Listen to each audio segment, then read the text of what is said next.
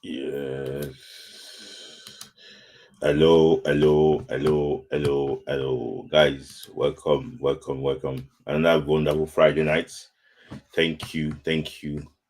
Another wonderful Friday night. Thank you guys for joining.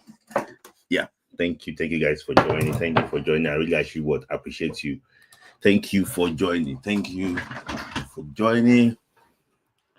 Wonderful what Friday nights, guys. Thank you guys for joining, guys. Like, share, subscribe for the channel, guys. Tell your friends that we actually what live these wonderful Friday nights.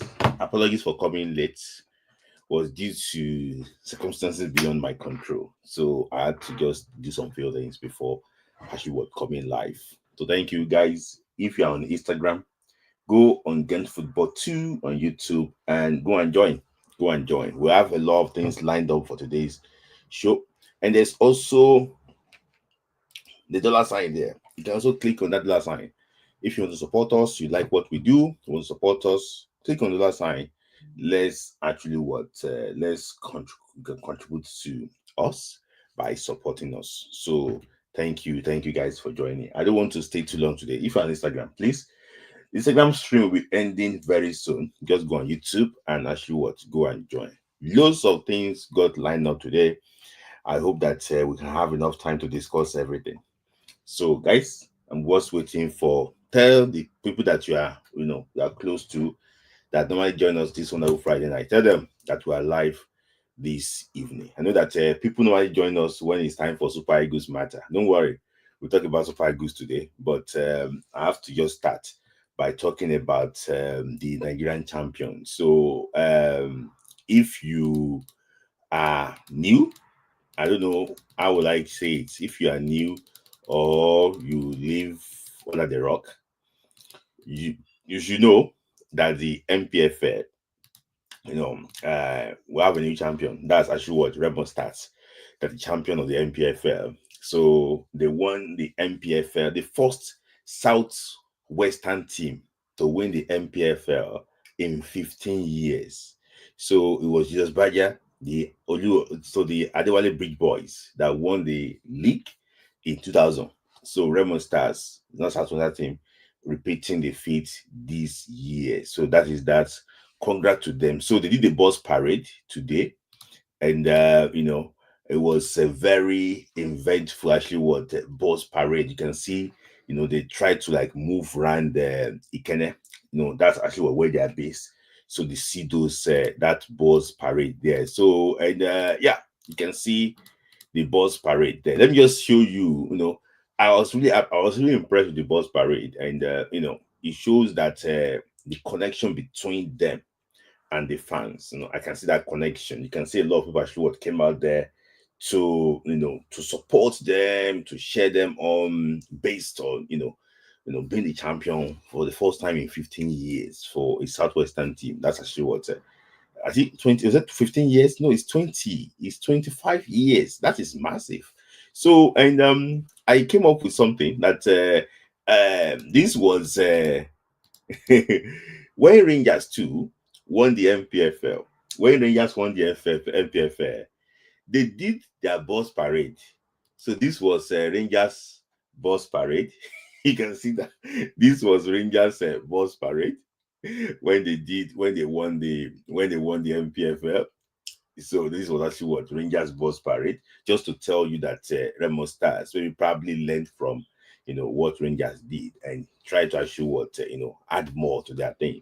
So that was actually what this was Rangers what's it called, bus parade, and this was Aqua United's too bus parade. Can you see that was Aqua United bus parade?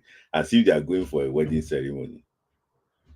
That was Aqua United bus parade. Can you see the difference between them? It shows that Remo Stars, they are actually what they are doing well, and they're actually what getting better. So I wish them the very best of luck. So they won the league with they won the league. They still go play this weekend, but their last home game was last weekend. So that's why they gave them that trophy. They still going to play this what's it called, this weekend, but they won the league by scoring 49 goals or so. they also lost 10 games. So, that is massive. For you to be a champion and still manage to lose 10 games, that's easy. I want to ask you a question. Do you think they lost 10 games due to the competitive nature of the MPFL, or is just that they are not good enough? You can actually tell me in the chat box. Is it because of the competitive nature of the MPFL, or they are not good enough, or the Remo Stars are not good enough? Just let me know in the comment section. That's about Remo Stars. And their top scorer was Olamilekan Adedayo. He scored 7 goals, while Sikiru Alimi scored 4 goals. To tell you that they have this low scoring, players in their team. So I don't know. They need to reinforce for them to be able to compete very well in next year's Champions League. So you lose 10 games and you still actually want to win the league. That is actually what that's funny. It's funny thing, but I wish the team the very best of luck. The owner is a person that I really admire a lot. Spends a lot on that team and make sure that the team is actually is okay. So I wish the team the very best of luck. I hope that they can come back next season stronger and also competes in the CAF Champions League. See, let me tell you something. I also have a business I run. If you don't pass one stage, they won the league now. The next thing for them should be how to compete in Africa. And I hope that Remo can do that. They have to upgrade their stadium. They have to make sure that they can play on that stadium. I just think that that one will actually help them. So that's on Remo Stars. Remo Stars, the MPFA champion. I wish them the very best of luck. So that's on Remo Stars. So let me just move on quickly to another story, about the Nigerian Women's Premier League. So currently, so if you are also, I don't know, maybe you know about this, the NWFL, the Nigerian Women's Professional League 2, is taking place currently in the Keneremo states, in the Keneremo Ogun State, and you can see clearly that 6 teams are competing in the Super 6. And currently now, I think they're going to play the last game tomorrow. So the teams are actually the teams are Edo Queens, the teams are Nasarawa Amazons, Edo Queens, Bayelsa Queens, Remo Stars, Rivers Angels, and Niger Raiders. So Nasarawa Amazons currently they are on 8 points after 4 games. They won 2, they drew 2. Edo Queens currently are on 7 points. They won 2, they drew 1, they lost 1. Bayelsa Queens 2, they are on 7 points. They won 1, drew 1, lost 1. Why Remo, the host team, they are on 4th. They won 2, they drew 1, they lost 1. I think the one they lost was against Bayelsa Queens. While the last on the table was Niger Raiders. Everybody just use them the top points. They have never won any game. They scored 0 points. So so the last thing, I think Remo Stars will face Nasarawa Amazon in the last game. So if Remo Stars could beat Nasarawa Amazon, they might probably be champion. But there's also a game between Bayelsa, I think between Nasarawa Amazon and Remo Stars drew their game. But I think Rivers Angels will play against Remo in their last game. And Nasarawa Amazon will play against Niger Raiders. So for me, except something dramatic happened on the last day, I think Nasarawa Amazon will be the champion of the NWFL. I would have loved Remo ladies to win it because for them being champion of of the MPFL and also champion of the NWFL, it's going to make a lot of sense. It's going to make a lot of sense.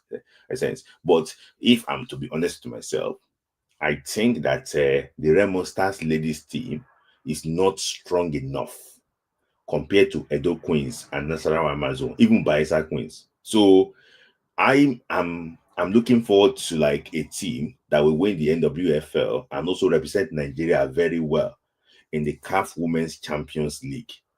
I don't think Remo Stars are there yet, except they want to go and buy the stars of the MPFL. For me, I think Edo Queens will give us a better representation. I think Nasarawa Amazons too can give us a better representation alongside Bayelsa Queens. So any of those 3 teams can do well. Rivers Angels, they are not there yet. For me, they're not there yet. They used to be a very strong team in the past years, but currently now I think it's between those three teams. Remo Stars, maybe probably a little bit more investment, they can compete next season. So that's that on the NW FL, taking place currently in Ikene, Remo. This was a game between Natural Amazon and Nashiwa and Remo Queens and Remo Stars. They actually ended 0-0 in that game. So Baisa Queens, I told you about, they beat the Remo Stars ladies by 2-0. So for me, I think I'm predicting that Remo Stars ladies will not win the NWFL. I think it's going to be Natarawa Amazon. The good thing, let me just tell you something about the good thing is that I like these teams that are, for example, now you have Edo Queens, you have Bender Insurance, you have Nasarawa United, you have Nasarawa Amazons. You have Baesa United, you have Baesa Queens. Remo Stars ladies, you have Remo Stars, Remo Queens. You have Rivers United, you have Rivers Angels. So I like the way all these clubs tends to actually have female team too. I think the NFF, you actually encourage it so that they can be able to actually to do more. So that is that, guys. The dollar sign is there. If you want to support us, no problem. You can actually support us. We will not reject your this thing. Just the way support to allow us to do some few projects. We are going, AFCON is there, AFCON, Chan, so as to make sure to do some few things. And I appreciate all of you to give us to that have been supporting. I love you so much. Thank you guys for your love. So that's that on the NWFL. So I'm going to move on now quickly to the under this thing. So let me just look over my roll call on that. So let me just go on to the CHAN tournament too. Guys, I told you that they just this last weekend they completed the CHAN tournament qualifiers. So it's now complete. So you can see on the screen there that in Group A, Kenya, Morocco, Angola, DR Congo, and Zambia. In Group B, Tanzania, Madagascar, Mauritania, Burkina Faso, and Central African Republic. In Group C, Uganda, Niger, Guinea, Algeria, South Africa. In Group D, Senegal, Equatorial Guinea, Sudan, and actually and Nigeria. So Nigeria is in Group D, alongside Senegal, Equatorial Guinea, and Sudan. Tough group. So I'm hearing that Eric Shell will be in charge of the team for the CHAN tournament in August. So, and when I go to Super Eagles Matter, I'll talk more about Eric Shell. So, yeah, we're in Group D. So this how it's going to work. The team progressed straight away to the quarterfinals or so. I think it's the quarterfinal. The top two teams will go to the quarterfinal.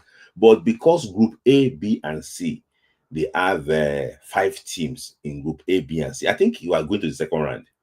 What will happen is this: they will take the results of the whipping team.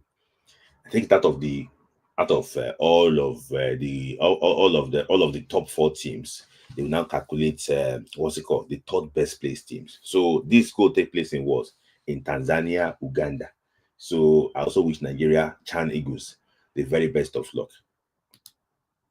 So that is that on the CHAN Eagles. So looking at the Golden Eagles too, the Golden Eagles will be assembling. I think they're assembling next month or so, a month between June and July. So the Golden Eagles will be assembling next month for the WAFU B Under-17 Championship that will take place in Ikenne and Abeokuta.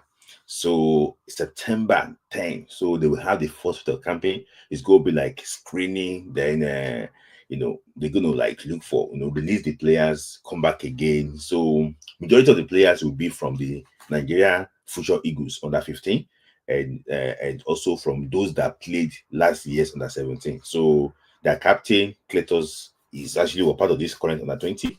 So I think that they want to start early campaign. We are hosting. It's going to be very bad for them to come here and embarrass us. So because we are hosting, that's the reason why I think the NFF are looking for a way to start early. So Mangaba, in case you don't know, is going to be in charge of the team. And like I say, I wish them the very best of luck. So that is that. So immediately after, another thing I want to tell you basically is that if you don't know, currently there's WAFU, there's under 20 AFCON going on currently now in Egypt. But immediately after that AFCON in Ghana, just in Ghana, June 15, Nigeria will play a game in the WAFU A and B Boys Cup. So this will give chance for Coach Ali Zubairu to test new players, for the upcoming World Cup September. So they will be playing at the between June 15 to 30 in Ghana. So the 20 is going to be very active. So for me, if I'm going to advise Coach Ali Zubairu, I think he needs to try new players in this tournament to see which player can help him more when they assemble again for the World Cup in Chile. I just think that it's like a lifeline for him now. The NFF should participate in this kind of tournament so that it can give other players that was dropped more opportunity for them to be able to play in this tournament. We're still going to take place, it's just not far at all.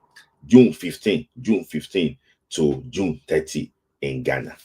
So it's going to be at the University of Ghana Sport Complex. So that is that. So, and let's move on to the R20 now. It's no longer news again that Nigeria will not be playing in the final of the under 20 AFCON Championship. Nigeria lost 1-0 against the Amajitas of South Africa. So the goal came through a defensive blunder by Nigerian goalkeeper, and that was that. I don't think South Africa really even impressed in that game. Nigeria had Nigeria dictated the pace of that game, but unfortunately, if you are not experienced at this level, I think that you get punished, and they got punished for this, and that was that. So I wish them the very best of luck, because they're going to be playing in the third place game that will take place. So they'll be playing the third place game. So I just against Egypt, the host nation. For me, this was the losers final. There is no thing attached to this final. For I'm not really ready to watch this game, but still, I have to still support the guys and wish them the very best of luck. So Nigeria will play against Egypt, 4 p.m. Nigerian time, and 4 p.m. Nigerian time, 4 p.m. UK time, and 6 p.m. local time in Egypt. That's the June 30 stadium in Egypt. So if Nigeria wins bronze again, that means that we have equaled what we did last in Egypt. So that is actually what that. So, and talking about the Flying Eagles too. I just pick up some few things on the Flying Eagles. In their adventure in this last AFCON. And I talked about the defeat against South Africa. Looking at that game very well. For example, now this was the goal that Nigeria conceded. For me, I used to be a goalkeeper before. But what was the goalkeeper doing? What was the goalkeeper doing? The ball was not even a 50-50 ball. Maybe it was a rush of blood. It wasn't even a 50-50 ball. You can see it went there. It did not win the ball, and it just, it was a horrible mistake. Very horrible mistake. I don't know how the goalkeeper actually got into this team.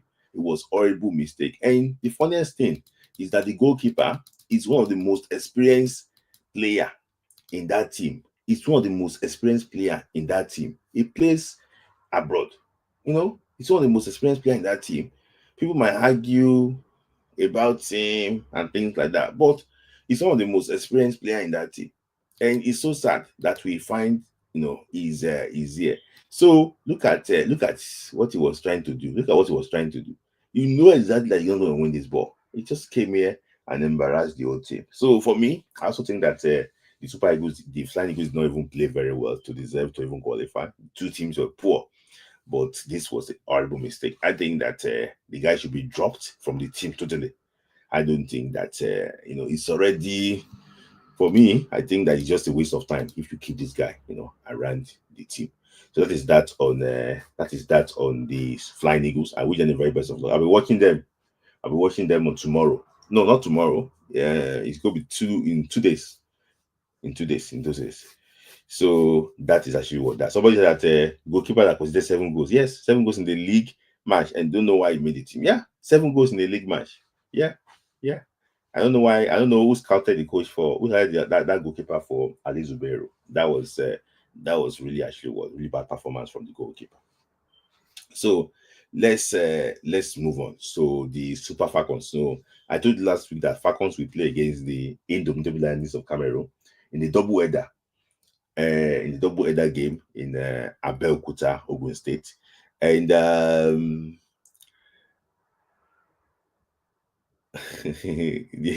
goalkeeper error is not even my fault. The fact that he's failed as well as 19-year-old. That is the issue. That is the issue. No, that is the issue. I'm not his father. You know, sometimes you might have beards quickly, but you might have beards quickly, but you know, this is debatable. It's debatable. It's debatable. So let me just say something. Now that now that the under 17 they are going to play at the Wafu B, do you think that Ebenezer Akot, the Nigerian under 20 goalkeeper, do you think he should go and play for Nigeria under 17?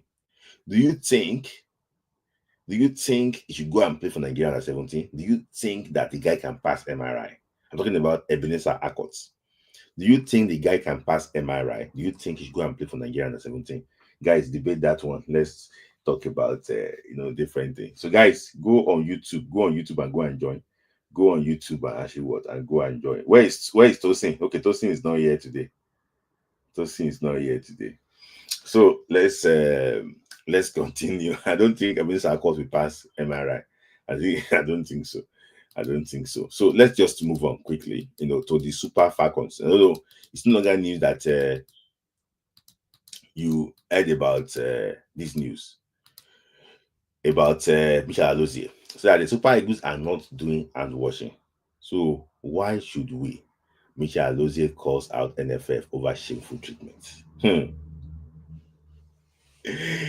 Ah. You know, this matter, we'll go talk about it, towards the end of the show. It's good part of our discussion. For me, self, I don't wash my clothes with my hand. I don't wash my clothes with my hand. And for me, I think that it's not. It's just like there's some things that you don't do just to make sure being productive. Some people think that having a driver is luxury. It's not. Sometimes it's what is necessary because the time you are driving, you can be doing something different. You know, washing your clothes, you can be resting at that time. You know, it's so sad that we are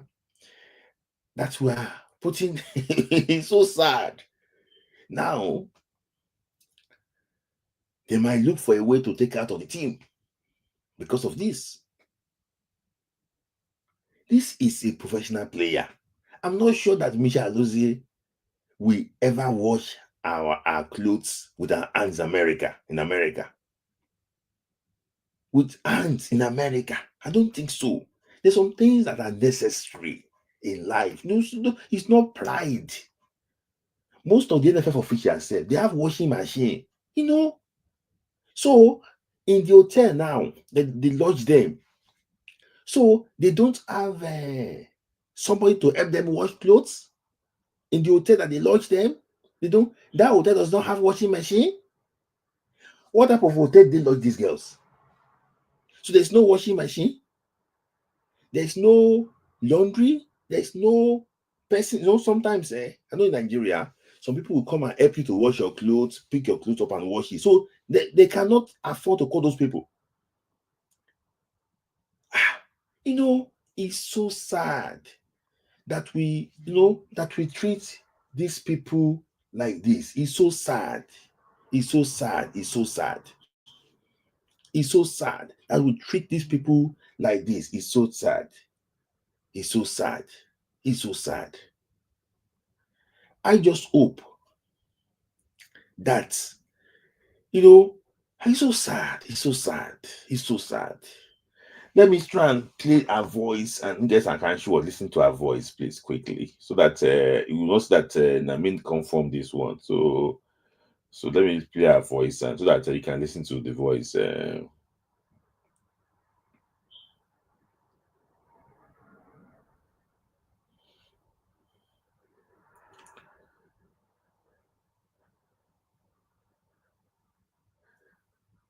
Sorry. And I asked them, like, okay, training's done. Like, I have all of this dirty clothes. I'm like, where's laundry? And they're like, oh, do you need soap? Like, what do you mean I have to hand wash? Like, why would I have to hand wash it? We're here to do a job at the end of the day. Like, we're all professional athletes. Small things like that, where we also know that the Super Eagles are not doing hand washing. So why should we? I 100% expect equality when it comes to something like the national team, where we're both fighting for World Cup qualification and Olympic qualification. Like, we're all fighting for this. So I remember my first camp. So this is not. This is not. It's so sad. It's so sad. I never know. I never remember the time I watch used hand to watch my listening. I never remember. Say one time, I use my hand to watch this thing. No, no, it's so sad. It's so sad. I just hope that you know things can things can change. It's very very sad thing. So guys, when you come on, come and actually what discuss. You can come and discuss those things. I just think that we need to do better. We need to do better in some certain things. We need to do better. We can't just be doing things and be thinking that things will remain the same. We need to do better. We need to do better. It's very important. There's no. When I saw these things, I was really really upset. I don't know exactly. This is as a Nigerian self, it makes me sad. It makes me sad. How much is washing machine? That how much is washing machine that we cannot actually what afford to buy? It's so sad. And you're talking about it's so sad, it's so sad, it's so sad, it's so sad, it's so sad. So for me, I just hope that they change all these things and things can actually change for Nigeria. That's actually what that is my take. I hope that they can change it. But when you guys come on, please come and talk about this matter. I'm going to just leave it like this, and yes, when you just talk, that's why sometimes you talk what's it called? When you sometimes when you talk, they think that you are proud. You are too proud. It's just normal that we have to see all these things. It's normal. It's not as if say somebody is proud. We just the guests are just demanding for their rights. That's the most important thing. So I hope that they will not ban her. But I'm hearing that they want to cut the number of foreign-based players invited for Falcons. So I don't know. Maybe she's going to be one of the casualty. They want to cut the number of foreign-based players invited by maybe probably by 60%. you know 60%, maybe by 60%. They want to cut it, slash it by 60% or so. So that is going to be very big, under Ibrahim Guso, that does not have any clue of football. That is the agenda. I wish them the very best of luck. So we'll talk more about this when I actually want discuss this. So guys, final quote on those on Instagram. I'm going to be removing Instagram now because I'm going to go to Super Eagles matter very soon, so that I go to Super Eagles matter very soon. So I'm going to remove the Instagram. Guys, go on YouTube. Go on YouTube. Gant Football 2 on YouTube. Gant Football on YouTube. Go and join on YouTube. Guys, as you join, please like the video. Like the video. Don't listen, just like the video. Let us actually promote the videos. Someone will support us. And also too, if you think that you are so happy and you want to support us today, you can also click on the dollar sign and break the ground so that we can start example and others can actually others can follow. So for a while, I've been doing this show alone, and I know that it's due to the schedule and also the time of my very good friend. You know him already. And some people like to fight him. He's also ready for you if you want to fight him. People normally like to do everything, but he's here now today. he thinks that okay, he's free today. I know he's got a very tough and very difficult schedule, but I will start to do the show. That's why we come here every Friday. So I welcome Dagwada. Dagwada, nice to see you. If Yeah, you Smidlai yeah, is so good to be back after a long time. After a long sometime, time being yeah. away. Even you are back, you are even fresher. What's the secret? Yeah, Is it like I've been in and out a couple of times when I've been live. I think it was 2 weeks ago. I came in. I told you I was going to be back soon, and yeah, now I'm back. have you traveled out of the country? Out of Yes, Ireland? yes, yes. I I've been know out of that. I've been out of the country. I've been out of the country for a couple of weeks. And Yeah. I just got back during the week. So yeah. Yeah, because this face is not island face. So. it's not island face, so you know island Yeah, face. yeah, yeah, So, yeah, yeah. thank you. So we have discussed some few things, and I want to Yes, just yes. I let me was just watching. I was watching on YouTube when we were discussing about. I saw uh, that clip from Super Falcons where, swag on especially this. where Sisat was saying that I just everything want is to not. ask a few questions. So Remo won the league, and Yeah. they were doing bus parade today. So this was the Mm-hmm. bus parade for Rangers.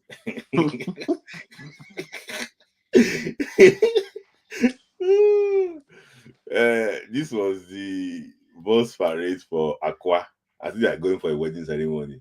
But what do you say about Remo? You can Yeah, see that. like you can see there's a difference between when something is government run and when it is Yeah. privately run. Mhm, Although like uh, the bus parade usually is not usually even for the players. It's mhm. usually for On the fans. the community to Community, be yeah. able to have that Connect. close interaction with the players Hmm. to connect Hmm. and celebrate. Hmm. And there's a bridge, there's a gap in Yeah. Nigerian football Hmm. between the teams and the fans. So there's Hmm. no way you can do a bus parade and it would bring It, that beauty that yeah. you see the parades in England when they do Yeah. bus parades.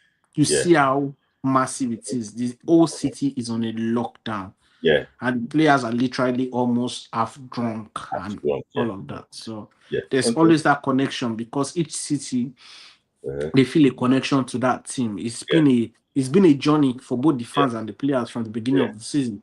Yeah. So then it's not so great, but at least Remo had a decent outing Yeah. with you could see the bus that they used, everything was Was this? prepared properly, not Yeah. a shabby, not something shabby, but you Yeah. could see something well done and Very good. well, kudos to them.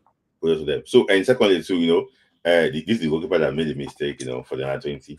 People have been questioning that. Smith, like when the first half finished, I think I went to have lunch. Uh-huh. And I got back. I was watching the game. I saw what happened to Akot. I said this keeper that will make them lose because he was. Is You one don't thing talk about one thing about our youth system is that. they try and make the first pick good, but you Mm-hmm. see the two other slots. Mm-hmm. I'm Yeah. not Yeah. accusing.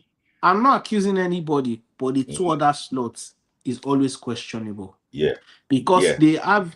they don't usually think back, okay, what if he injures? They believe, throughout that Uh-huh. tournament, is this Yeah. number one? Yeah. But now, because I believe if Akot was in that game, Yeah. the lads had a decent performance. Yeah. Let's be honest. They had a Uh-huh. performance good enough to go through to the finals. Yeah. South Africa was not spectacular. It Yeah. was just that But they were taking their lapse. chances. They took their chances. Yes, it was just that lapse of concentration from the keeper. Uh-huh. It did Yeah. not need to come out at Yeah. all. Yeah. There was no need No, this. to come out, and Come on. Hey, this thing. then it happened. Let me just When we now had the chance, that was the header. The keeper saved it. say So this. So let me just appreciate my one of our gifters. I just want thank you for being there and also Forza Milan, we still lose final. Olade Sonny, thank you for your love too. I also appreciate you. So, I before you joined, I discussed about Michael Alozie. I don't know. You know that you have been abroad, you've been here. What? Why do you wash your clothes with your hands? I can't remember the last time I did that. You definitely use the washing machine, and like I was saying, I saw that clip where it was Rashidat, Aliozi, and Assisat that were speaking. And what Assisat said caught me. He said, it's not all about money. The way these ladies are representing their fatherland, you should give them that cordial respect you give to the men's team. It's obvious that cordial respect isn't there because why would they go for a tournament and they are washing their clothes themselves? That's unheard of.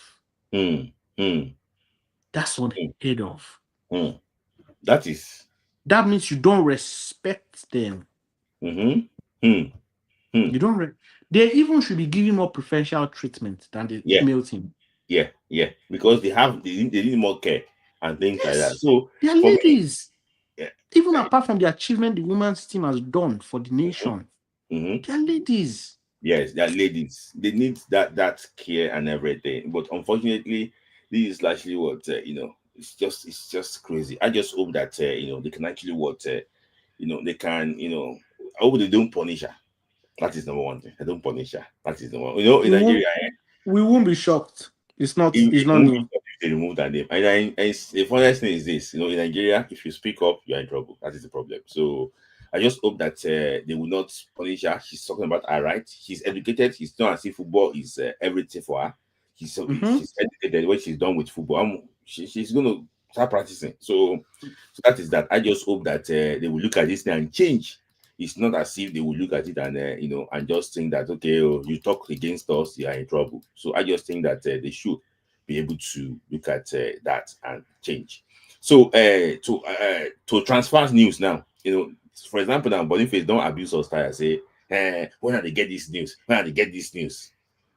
But there have been news here that Newcastle United, they are already discussing with Bayer Leverkusen, but not with the player. With Bayer Leverkusen for the transfer of Victor Boniface.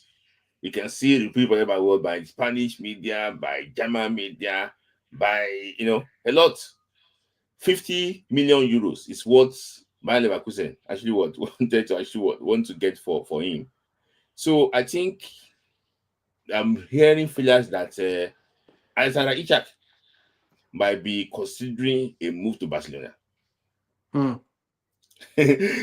don't know why he won't join us now. Well, we'll talk about that one later. Who is that? Alexander Isak. Oh, Isak. Oh, yeah. This is the money. The money is outrageous. Yeah, Isak. The money Newcastle are quoting is over 120 million. Yeah, so Isak wants to go to Spain. But let me ask you this question. He came from Spain. I think he came from Real Sociedad. So Sociedad, yes. Yes. So Victor Boniface to the Premier League. Do you think the guy can succeed in the Premier League? He can, but I just feel like those theatrics indoors will not work in like the media theatrics. The media in England picks on anything. It's like they would pick on the slightest thing. So what he gets away with in Germany, he might not be able to get away with it in England. So I think potential-wise, his quality of football, it definitely can thrive in the Premier League. But where I just feel that he might have certain problems is with the media, and that's it. What about ability? Ability-wise, Boniface is good enough to make it in the Premier League. Oh, that's actually very good. So Victor Boniface, he has the ability. Yeah, Victor Boniface. But Victor Boniface, we also wish him the very best of luck. We're going to be very vengeful transfer window, very, very, very vengeful transfer window. We hope and we wish him the very best of luck. So, and that is that on Victor Boniface. Another player that might probably be on the move too. I've been saying it jokingly and everything. This has been the Ebony Award winner, Tolu Arokodare. They've reported in the German media too that he would like to go to Bayern Munich. So this guy, he's been doing so well, in the Belgian league. Made his debut for Super Eagles of Nigeria. 2 caps now for Nigeria. he played in this league before when he was in FC Cologne, but he didn't really do well. He was just coming from Lavia there. So what do you make of him? So how well do you rate him, this guy?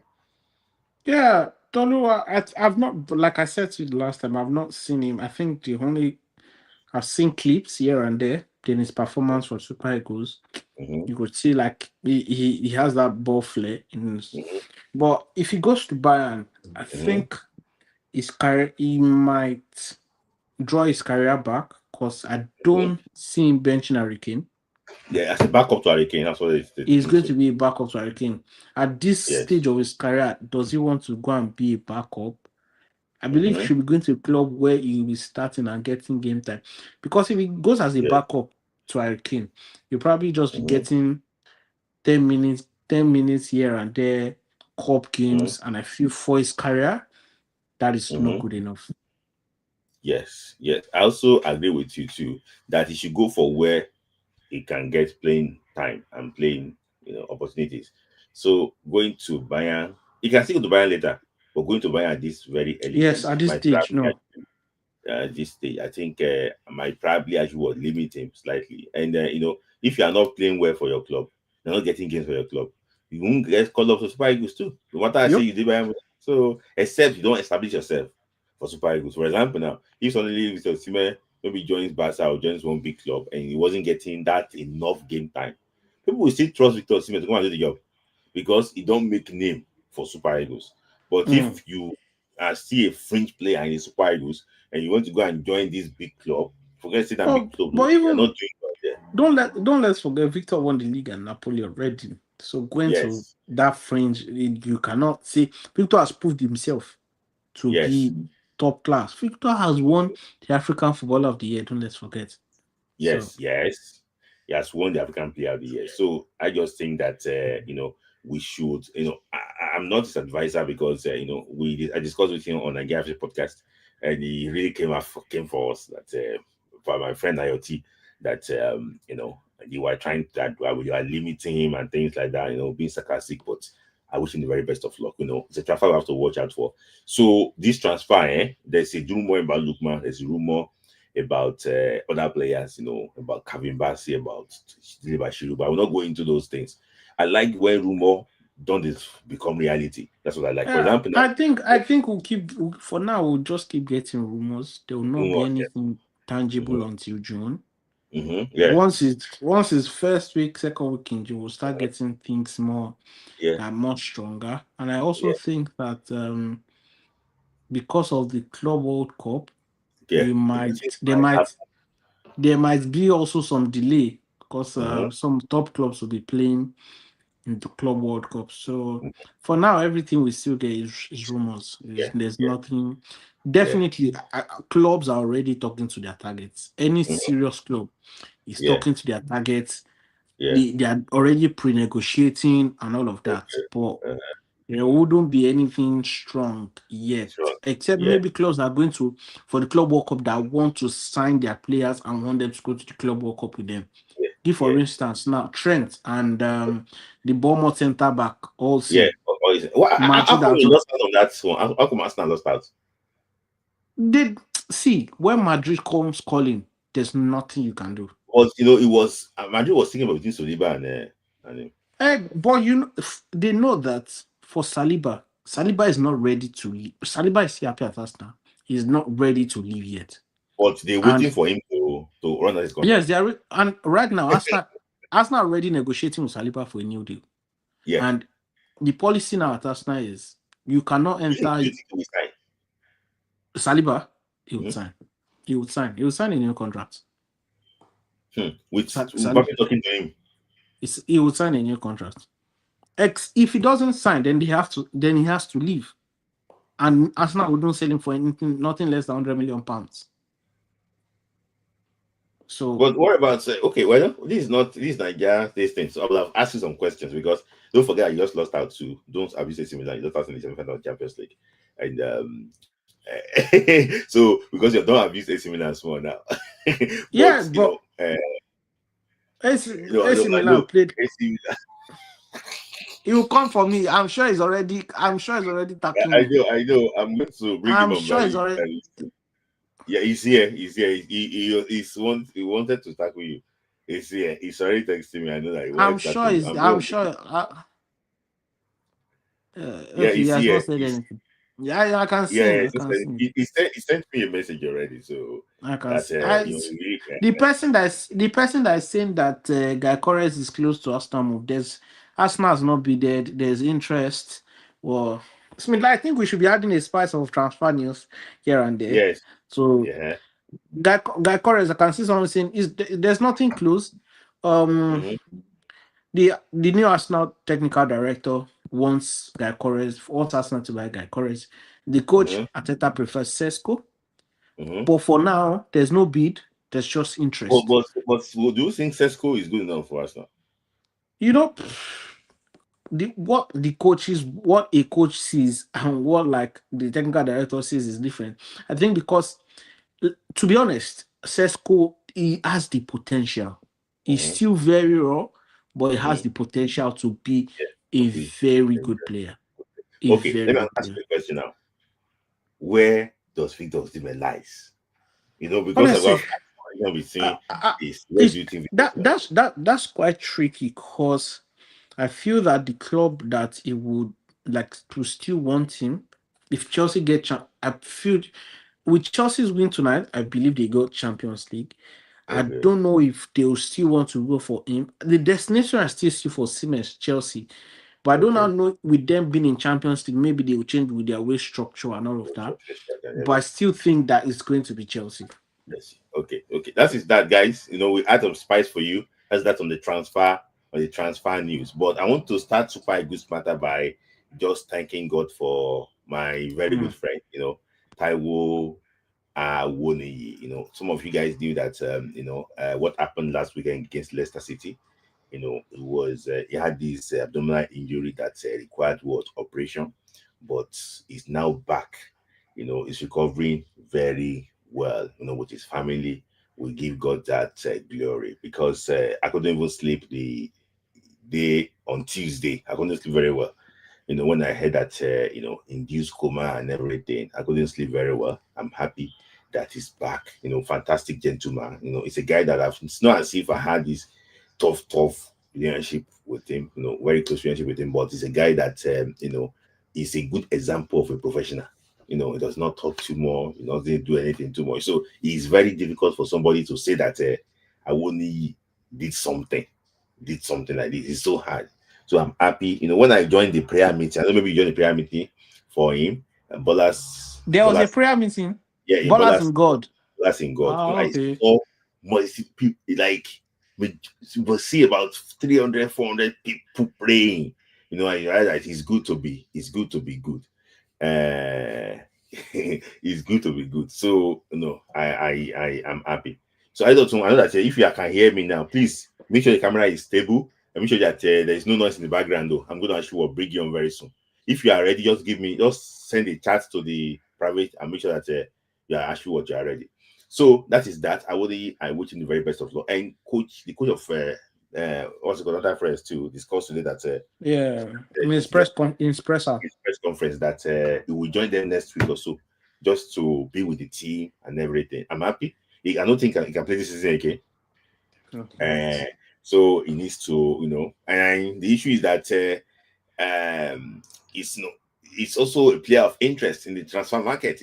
So I just hope that clubs can take that gamble on him, or if he's going to stay here, he should just actually stay. I wish him actually the very best of luck. That way I really, how I wish that when he's back home, even myself, I will go and say hello to him if he's accepting visitors. Maybe me and you will go.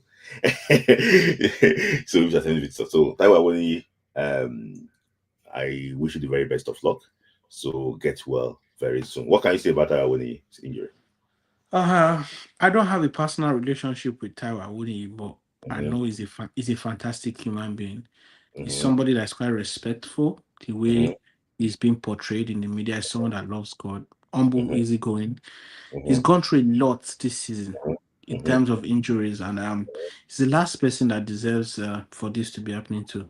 And also, a word out to PGMOL, the refereeing body in England. You cannot keep with this rule of a linesman not raising the flag when it's not sure. Raise the flag. There's VAR now.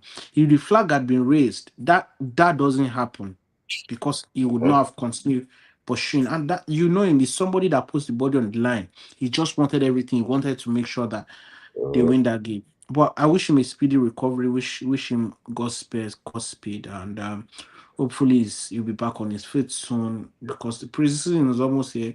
I'm sure probably if not for this injury he might have played at the Unity Cup. Yeah, now he was invited. Yeah, exactly. That's out of the line again, and that draws him back again in the pecking order for the Super Eagles. Right. So I wish him a speedy recovery. Yeah, I also 10 seconds. Say something about Taiwo. Well, I think that day was one of the most scary day. Was the scariest day of my life. But I was calling Owole, I was calling Tidele, just for me. I couldn't go on social media. I couldn't open it. I just want someone. I was expecting somebody to give me a good news. Not until when Owole called me and told me that that he spoke with the family there, that the guy was already out of coma, things like that, before I was able to rest. Because like everyone said, Taiwo is a player. I don't have any personal relationship with him, but I've heard from people that have had contact with him that he is a core gentleman, and a very spiritual person, a dedicated family man. So I was just praying for him, and thank God that the young man is back. But I wish him a full recovery as soon as possible, so that he can continue what he loves to do most. Thank you. Do best. So thank you. So that is that.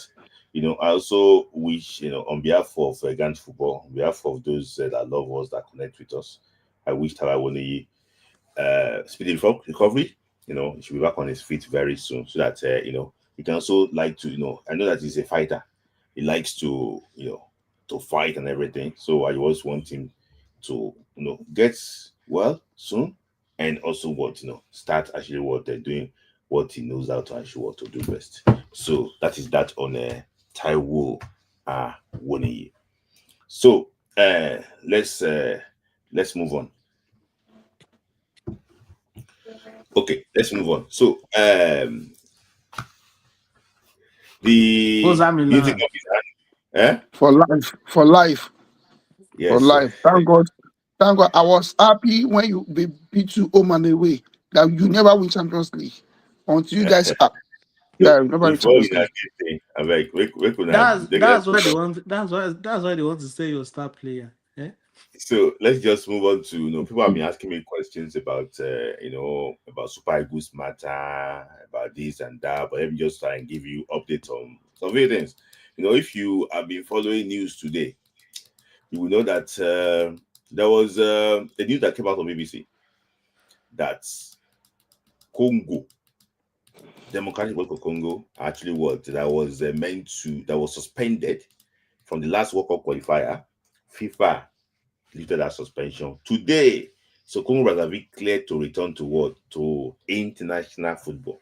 People are asking me, what's going to be the implication? Well, the implication is that they have rescheduled their games. So they will now play. I'm hearing that they will now play in June. So that means that in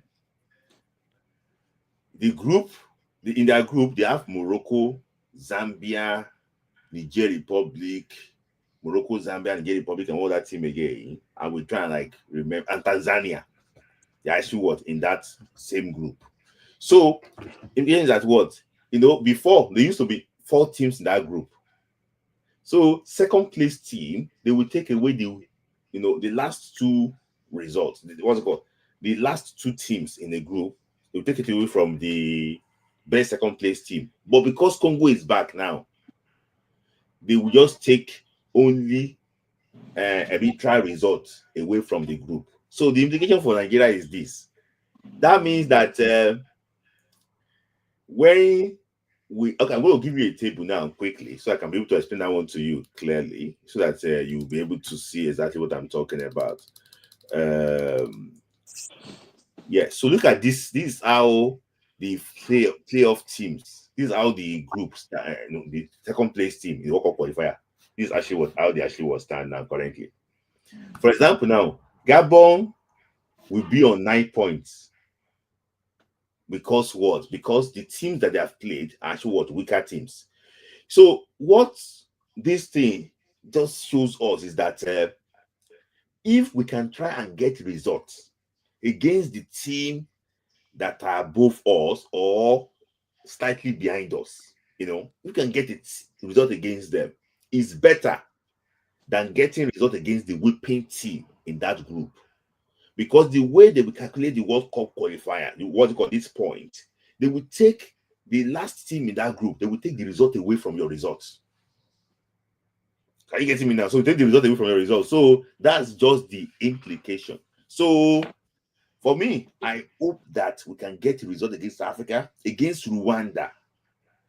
Teams that I think that we might probably not finish last in that group. We need to get result against them for us to stay on course if we want to be top of that group or want to be second place team in that group. I didn't put the graphic for our group. I will have explained it better, but the summary of it is that the last Zimbabwe now is the last team in our group. We gained 2 points against Zimbabwe. They will take those 2 points away. If they want to judge, maybe we are going to be part of the best second place team. That is it. So, and June 1, the FIFA will now decide which, maybe they're going to take 3 points from South Africa. But I'm hearing reports that the judgment coming does not have any appeal attached to it. So if they don't give the judgment, there is no window for appeal. So the judgment is coming June 1. That is actually 2 weeks from now. So I wish Nigeria the very best of luck. I just think that it's going to play a very big role if Nigeria will qualify for the World Cup next year. For me, I don't want to preempt the result about what will be the outcome, but everything points towards 3 points, 3 goals against South Africa. So that is actually that is that. Just to explain that part to you, is June 1st. It cannot come earlier than that. So there's no window for appeal, according to what they told them. There's no window for appeal. Say you want to go and appeal again, there's no window for appeal. So let me just thank you for your gift. Last saying thank you. Connect to God, thank you. And also Greg, thank you. I appreciate you. But Greg is coming with a super chat. Say that is it time to call out NFF? Enough is enough. So let me ask this question. He's asking us, Greg, a man from Australia. He said that is it time to call out the NFF? It's always time, every day. It's been like every day, every minute, every second is time to call out NFF. They are incompetent and they don't deserve to be there. They are not interested in football. They don't have the good of Nigerian football at heart. They are just after the money. They should leave. They are a weed in the grass. They are a weed in the grass. Our football is not growing. I'm sorry. Egbomba Meyi. Is Egbomba Meyi still under 20? So he's the longest serving under 20 captain. Longest serving under 20 player. Yeah. So like Egbomba Meyi, that last time he could not play center back. They went to put him right back. They put him back center back again. Egbomba Meyi, you just the booty ball. It would now be splitting saliva on the. I was like, yeah. So that younger boy, that 22, that one that is wearing 22, you could see that boy is still a bit composed. Although the boy is still G3, things to work on. it's like one is his younger brother because the way they are, they are not close. I don't think. Let me Sir, just say, you like got like you've been saying, like you always say, can you shame the shameless? no, you cannot. You cannot. So it's like, are we just calling them out? If you keep calling them out, these guys are shameless. They don't care. They don't give a damn. You know what I'm saying? They don't give a damn. Now you said, see what these guys said, Michelle Jose, to me, is still fairer than what Rashidat and Azad said. So if they ask Michelle Jose, they don't have any option than to ask Rashidat and Azad too. Because the three that were interviewed, and the three of them, they spoke in the same voice. But the fact is that these people, they are not ready to change. They're not going to change. Hence, I said, if like, let us call them out from now to that kingdom come. Yeah, They're not going to change because they are shameless people. They are not scared of being shamed. So that's just it. Yeah. So yeah. So the Super Eagle matter now is about this particular goalkeeper. His name is called Noah Atobolu. So if you watch him very well, he plays for Freiburg. Freiburg in the German Bundesliga. Bundesliga. Very good goalkeeper. But I can tell you today that he said no to Eric Schell for the first time. Eric Schell is a big fan of him, but he said no.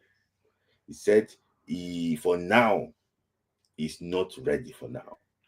He wants to focus on his club and focus on moving through the ranks, of the current German football system. So the current first choice in 2021. He said that no for now, but doesn't know what the future will hold. But he said no for now. And I can tell you that Eric Schell did not, vessel. Just believe that don't worry, the door is open, because I won't lie to you. If I have to consider it too, you change the project. Okay, I'm going to be going to AFCON in Morocco this December. Before I come back, I don't lose my first choice. My first choice. You understand that, if you look at it very well, you will understand that you don't want to say yes now. And at the end of the day, they will now call you up, you say that you are not available. It will not be detrimental. Yes, to your this thing. So for me, I can tell you that's exclusive for you guys. Getting it from the inner caucus, he said no. And I won't lie to you, powerful delegation, not delegation, people that at least with the help of our former coach, the one in the Republic, he knew some people around him and everything, but the boy still, kind of throw to German man, all those things. So for now, it's not available for Nigeria. More not available for now. Can I please say something? People, see, guys, we have 20. I don't know how many likes we have now. We have 29 likes, and we have 29 likes, and we are 80 people watching this thing. 80, 90, 20 watching this thing.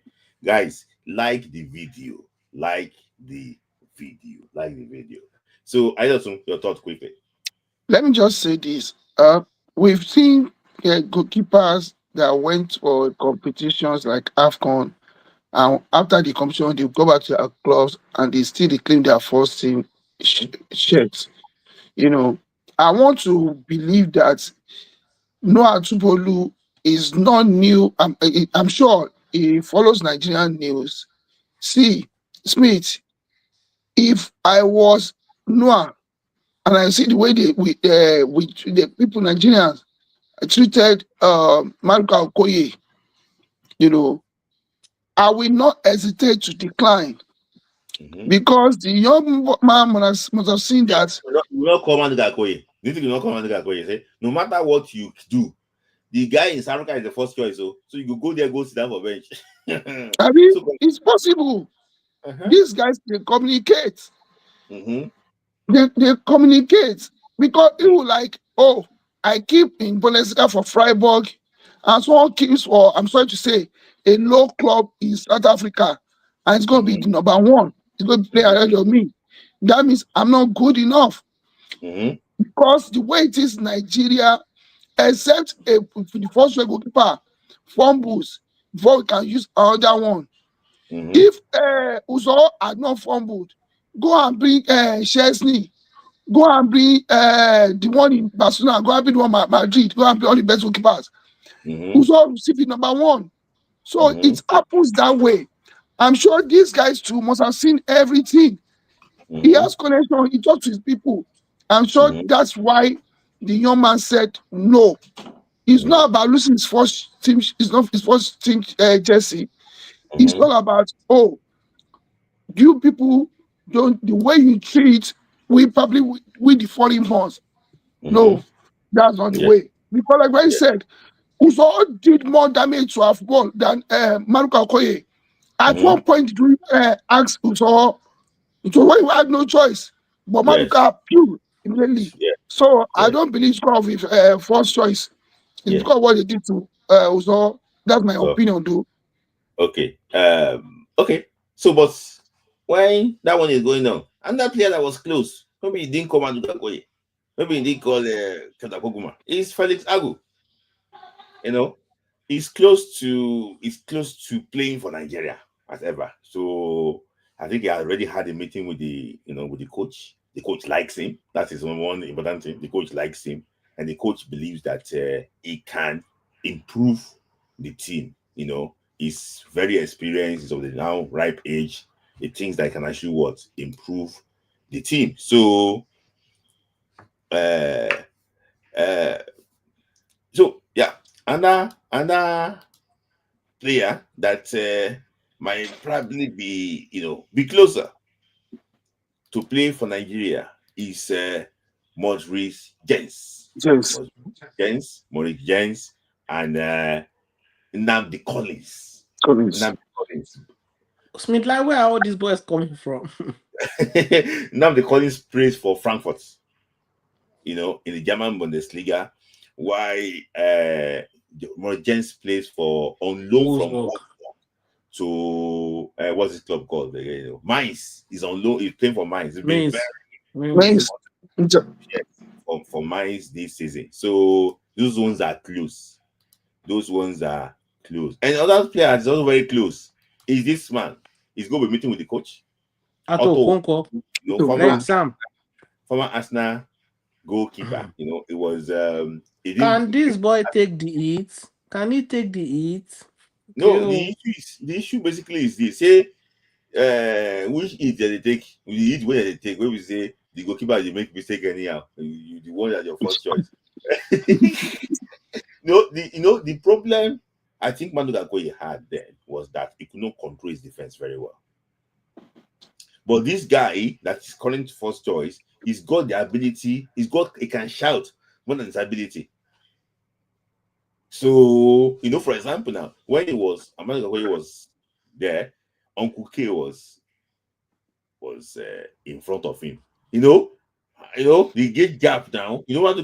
So for me, I think part of things that he wasn't able to control his defense, but these guys too will be having meeting, but it will not be part of the team that will play in the Unity Cup.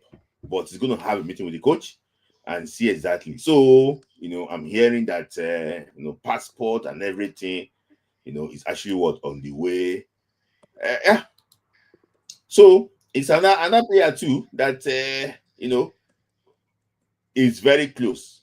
Not very close. This one is even closer. Is the Pakistan's defender, Felix Udokai.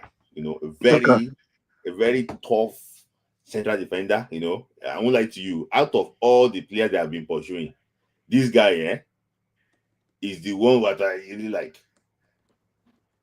I like this guy. He likes this guy. He's no nonsense. This guy is no nonsense. This guy is built for African football. This guy is no nonsense. If he just came out from injury I watched him play against Fenerbahce, for or you can such as against Fenerbahce. No nonsense. So for me, it might be probably a backup for Calvin Bassey, but I think that when called upon, Felix Udoka would not really disappoint. So though this player, being asked about it's been linked to Chelsea, because they think that if they can't get a mega. It's a guy that said that he wants to play for Nigeria. Victor Osimhen is his mentor. This boy might be playing with his mentor very soon in the national team. Togo mother, Nigerian father. Very, if you know this guy here, this guy is a true Nigerian. I don't know if you have seen his social media. Anywhere you say that they play Nigerian music, if the way he gets that Afro beat in the French league, no, come on. In fact, the guy called, is it Andre Santos? I don't know. Andre Santos. Yeah. For Strasbourg now. The way they were dancing to this thing. So they had a meeting. So these guys are still positive talk, but I can tell you about Noah Tobodo, there is no way now.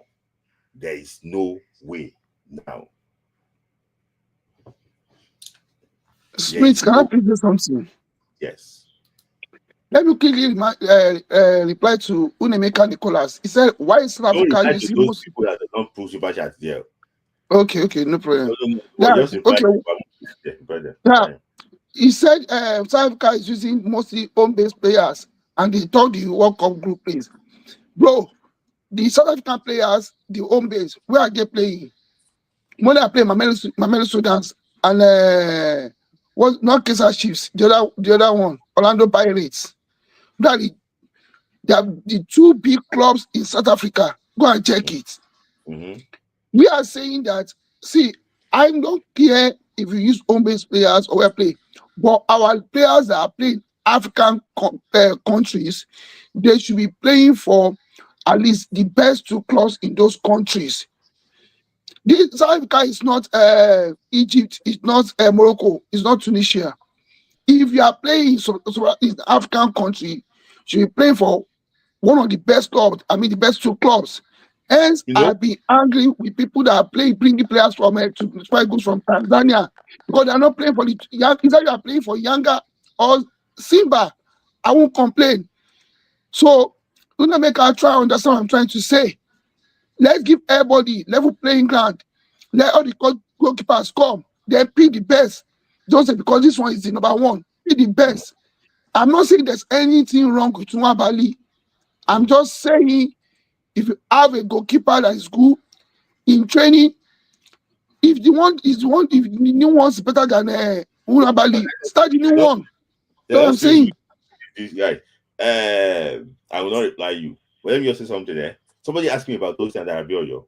See, people have had meetings with Tosin Adarabioyo. Maybe he needs a witchcraft meeting before they can. They should leave Tosin. There's no need. Maybe it's that good at maybe you need a witchcraft meeting for him to play for Nigeria. But what I can say basically is that in fact, it's not even part of people that they want to see in London. So I don't think so. If you like, you should go and be waiting for England. With that performance today, you should go and be waiting for England. If you play for Nigeria, it can go abroad. Go and join AC Milan as usual, because anybody that did not pass in Chelsea, go and join AC Milan. Is that my line? So now I know. Yeah, you can say that because AC Milan is not the dumping site of Chelsea rejects. I know. I can't say anything against that, because my club is not the dumping site of Chelsea rejects, and they are playing nonsense. Don't worry, we are selling our club very soon.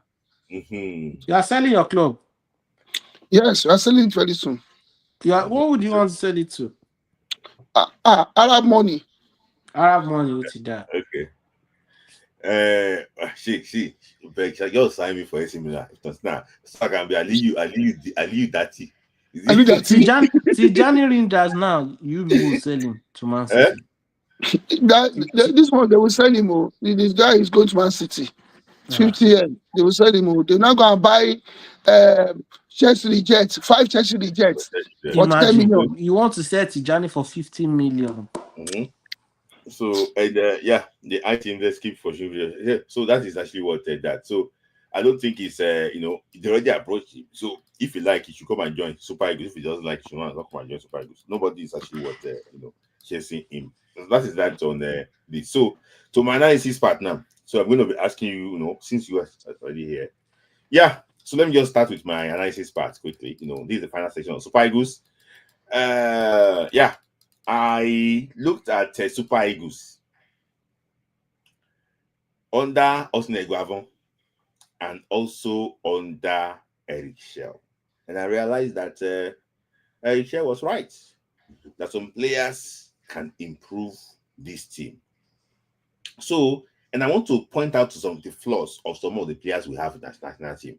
That's why I said there's this adding in my language that if they use you, Joey Awodi, what's that Awodi? I don't know that one in English, you know. And you cannot catch chicken, you know. You know, so like they give you this rule, they cannot do it well, you know. So I just want to point out some few things about what I observed with our Super Eagles and how I think a player that people think that is my brother. I don't say it. Let me just say it here. I've sent his contacts to the NFF people. They are looking for the contact. So if you like, say, okay, I will this orc. Okay, you are an orc, and you cannot even catch chicken. You cannot catch chicken. So that's it. I thought you know. I thought you know Awodi now. You don't know Awodi. So thank you, talk like that for that. So I also to go over some few things. Look at this is the game under Eguavon between Nigeria and Benin Republic. This was a loose ball. Lukman was actually in charge. You can see that I don't know, I don't want to mention them, but somebody was not making the right run there. You know,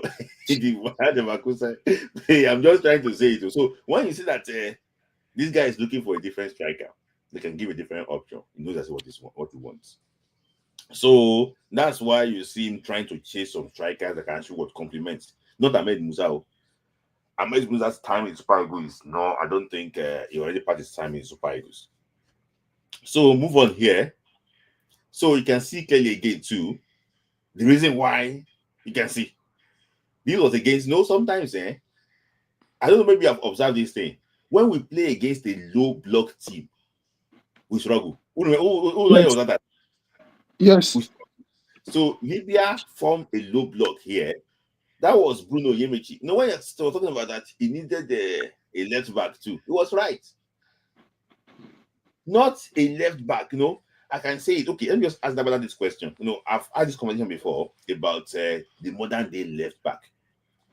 So, you know, I look at this boy, the guy, your left back in Arsenal now. Maslow Skelly. So, do you think the way him and Nuno Mendes they are playing left back, is that a new way now to play as a left back and Hakimi? Because I see him join the midfield sometimes. Yes. So yes. Let me just ask that, but do you think that's the new trend now? Yeah, Olaino was doing the same thing too against Rwanda. In modern day football, mostly they usually, if United's game from today, you could see that most times Cucurella was inverting from the left back into the midfield and try to join the attack when they have like an overload from the right side. Yeah. And that's the modern day football now. You have to be able to, most times the left back have to be able to walk the ball. You have to have that quality, especially holding the ball, trying to give line breaking passes, have the ability to beat your man, have the ability to support your. Because now you see a lot of times, even the wingers, if they are not, once the attack, the right back or the left back is running through the flank, they now talking between the in between the center back and the right back or the left back. So that's as a modern day fullback, you have to be able to attack. That attacking responsibility has to be there. You have to have it. You Hmm. have to. It's not only about defense now. Yeah. You So have to it's have not it. only about hugging the touchline. It's not only about hugging the touchline. Yeah. I actually would agree with you on that. I think that sometimes when you see those them invert, it makes the midfield stronger. The striker, what's it called? I realize that Kai Havertz normally gives him weight. When he's in the midfield, Kai Havertz will now go and stay on the left. And normally those positions, and like they usually do that to create an overload, to outnumber the opposition in the middle. Yes. I think the dynamism in football is becoming something else. Remember, back then the fullbacks used to play as wingers. I think that with Cafu and Roberto Carlos. Then all the wing backs started playing like that. They will go forward, play as wingers. But now football is changing now. That even wing backs now they play many roles. And this guy has been doing it for long. This guy that is going to Alexander Arnold. He's been doing that. I don't like to have been doing it. I think for you to be a wing back now, you should be able to also play in the midfield. Hakimi did it a lot against Arsenal. He did it many times against Arsenal. Use Baba. Which one is against? Use another example. That's one of the attributes of Felix Agu too. He likes to run the midfield. You can see he has been scoring goals too on that part. So I was talking about striker. You can see that was Lookman. The striker, there was no striker in the in the box. No, why you were talking about I don't see him as a direct replacement for Bozimfi. That was for what's it called, Victor Osimhen. I'm not like to you. It was on the same line with Alex Iwobi. Was the one trying to get into the box. So that is that. Maybe the way he plays his own is different. So okay, I sorry, I have PTSD from that PSG game.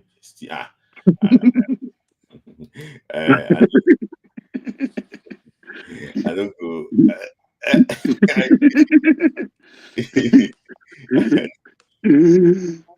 So I'm just trying to say that when this guy was talking about low blocks, like team forming low blocks. Look, can you see example of a low block that was Libya did against Nigeria? You can see this is how they set up 1, 2, 3, 4, 5, 1, 2, 3, 4. These are like a low block they set up. So in games like this, for me, I think the guy was right to think that he needs a box-to-box midfielder that can break the opponent, that can have those late runs in the box and can also be able to shoot the ball. So I think it was right. A lot of people have been saying that, my friend have been saying that, why do you want new players? Why can't you work with the ones that they have now? For me, I just think that, he knew exactly what with these players and knew exactly what he can do. See, we couldn't break Libya down until this 80-something, 40-something minutes when Dele Bashiru, arrived late in the box and we actually scored. So, So, and I just want to give another, example again. This was okay. That was actually what Libya. So that was Rwanda. So there was that this clip. I just want to skip some clip because so another thing that I see about African football is this: a team that arranged like this, how do you want to score? This was Tanzania against Morocco. This was Tanzania against Morocco. I don't know how they want to score. 6-3-1. Imagine, and the funny thing is that our next World Cup qualifier game, is against this man that arranged team like this. Can you see 6-3-1? How do you want to score? How do you want to score in this game? So that's why I was thinking that the first goal Morocco scored here was a very good shot from outside the box. So I was thinking that out of the players we have now, I don't think we have any player that can conveniently what? Shoot the ball from outside the box. I don't think we have that. Any player that can conveniently actually what? Shoot the ball from really what? Outside the box. So for me, I think Lukman does sometimes even in Atalanta. He but tries to do. Lukman is not always in the position. Lukman Yes, will you're just right. Lukman, in those areas, it's only for Alex Iwobi. Alex Iwobi rather pass the ball than for him to shoot at that point in time. So that's why I'm not an agent, but I recommended this particular player again. I've already said this guy. Timo Anjorin. I said this guy. I said that for me, apart from being a decent player, this guy can play free kick. This guy can shoot from outside the box. This guy have that skill. You can see the way he set himself up. You can see the way he set himself up. That was, this. If you have a player like this that can take the ball and test the goalkeeper directly, you won't labor. You will aim.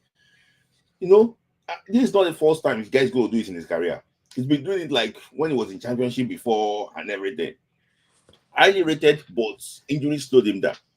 Yes. He's ready to play for Nigeria. He's ready, but he will not be part of this World Cup game.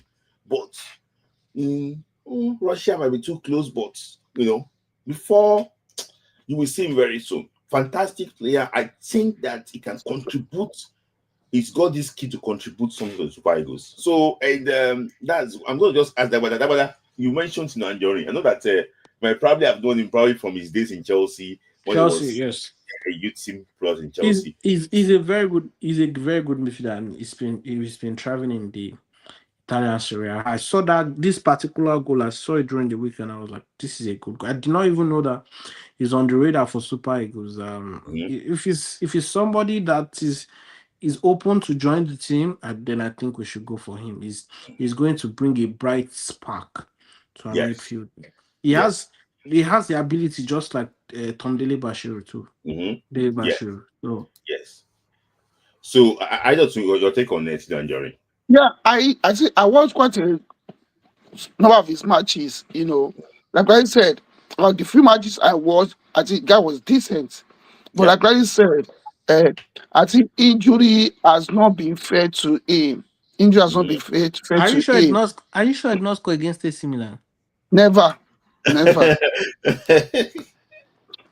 You don't touch me. Your gun doesn't have bullets.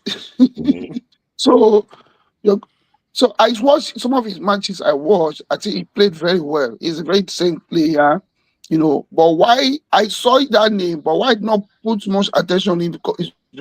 Because I don't think he's a Nigerian. Not until you started mentioning his name, that guy's willing to play for Nigeria. I think he's a very good player. It's one that we serve us well if you can bring him on. I just pray that the level of his injuries now will not even affect his national team career, because he gets injured too often. And that's what the problem. Maybe we need to change some of the things in his lifestyle. Osman Dembele, I remember when he was in Barca, he was getting injured. But he said something that since he got married, he's tired, he doesn't stay late again. And everything. Things changed, and it's now, things are now actually okay for him. So maybe probably need to just change some few things, in his lifestyle.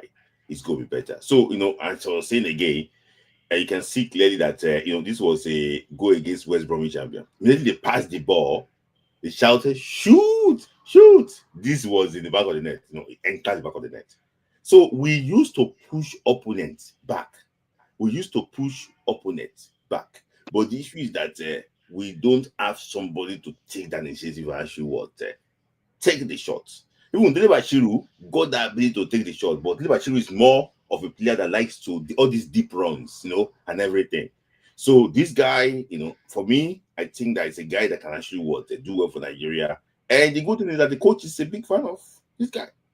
So it's good that if a coach likes somebody, that for you to say this boy can, if a coach sees a player and likes that player, that means that player can actually have a future in the national team. For me, injury free, and I'm hearing that he might be moving to Atlanta.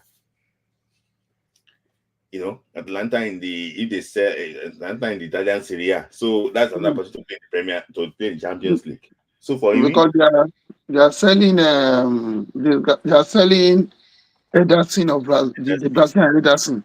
Yeah. So for me, I wish him the very best of luck. I hope that he can continue to stay fit and actually perform, very well. So I didn't put this thing up, but I have to talk about Victor Osimhen. I did not put it. Apologies, I didn't talk about. I have to talk about Victor Osimhen. So whether last year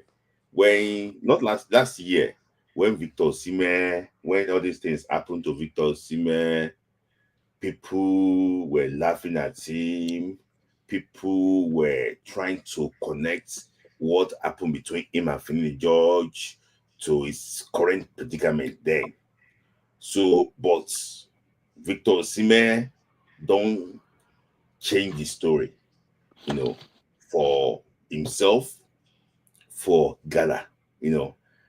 He's the record top scorer for Ghana now, foreign top scorer for Ghana. I think already surpassed Mario Jardel, the legendary Jardel. I don't know we know Mario Jardel. Yeah, Mario Jardel, Brazilian, yeah, surpassed him already. Top scorer in Italia in the Super League. Turkish League. Turkish League, yes, Turkish Super League, and also did so well in the Cup against the Trabzonspor. Not eventful performance in the Europa League. So, but I want to ask you a question. The numbers are really crazy. How do you rate it? Crazy. How do you rate Victor Osimhen this season? Honestly, Victor is for Nigeria, I'll say he's a generational player. He's somebody you don't see every now and then.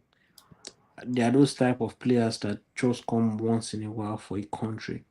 Victor is breaking barriers, and even going to that league, he did not rest on his asses. He's still trying to make sure he's on top of his game, getting goals, fighting, and kudos to him for breaking records, for not relenting, even though people say, oh, it's an inferior league, it's not top 5 league. But we're seeing people go there and they did not achieve what he's achieving. He's still fighting like a lion. I wished that he went a lot further in the Europa League, but it is what it is. So kudos to him. He has had a very good season with Galatasaray. Okay. And let me. I don't know. Victor Osimhen, what can you say about Victor? I'm not surprised. I'm not in any way surprised. Because this is what is expected of Osimhen. And the young man. Hold on. Guys, there's a link in the comment section now. You can ask people join. Just 2 minutes, join quickly before we wrap it up. I don't want to cross. I don't want to cross the 2 hours mark today. So, and where is Mr. Patrick here? Please join Elio. It's not as when I'm running up. Mr. Patrick will now say he wants to join. So continue. I'm sorry. So I think this is what's expected of Victor. I'm not surprised. Victor is doing what we know him for. And like Gabriel said, Victor is a blessing to our football.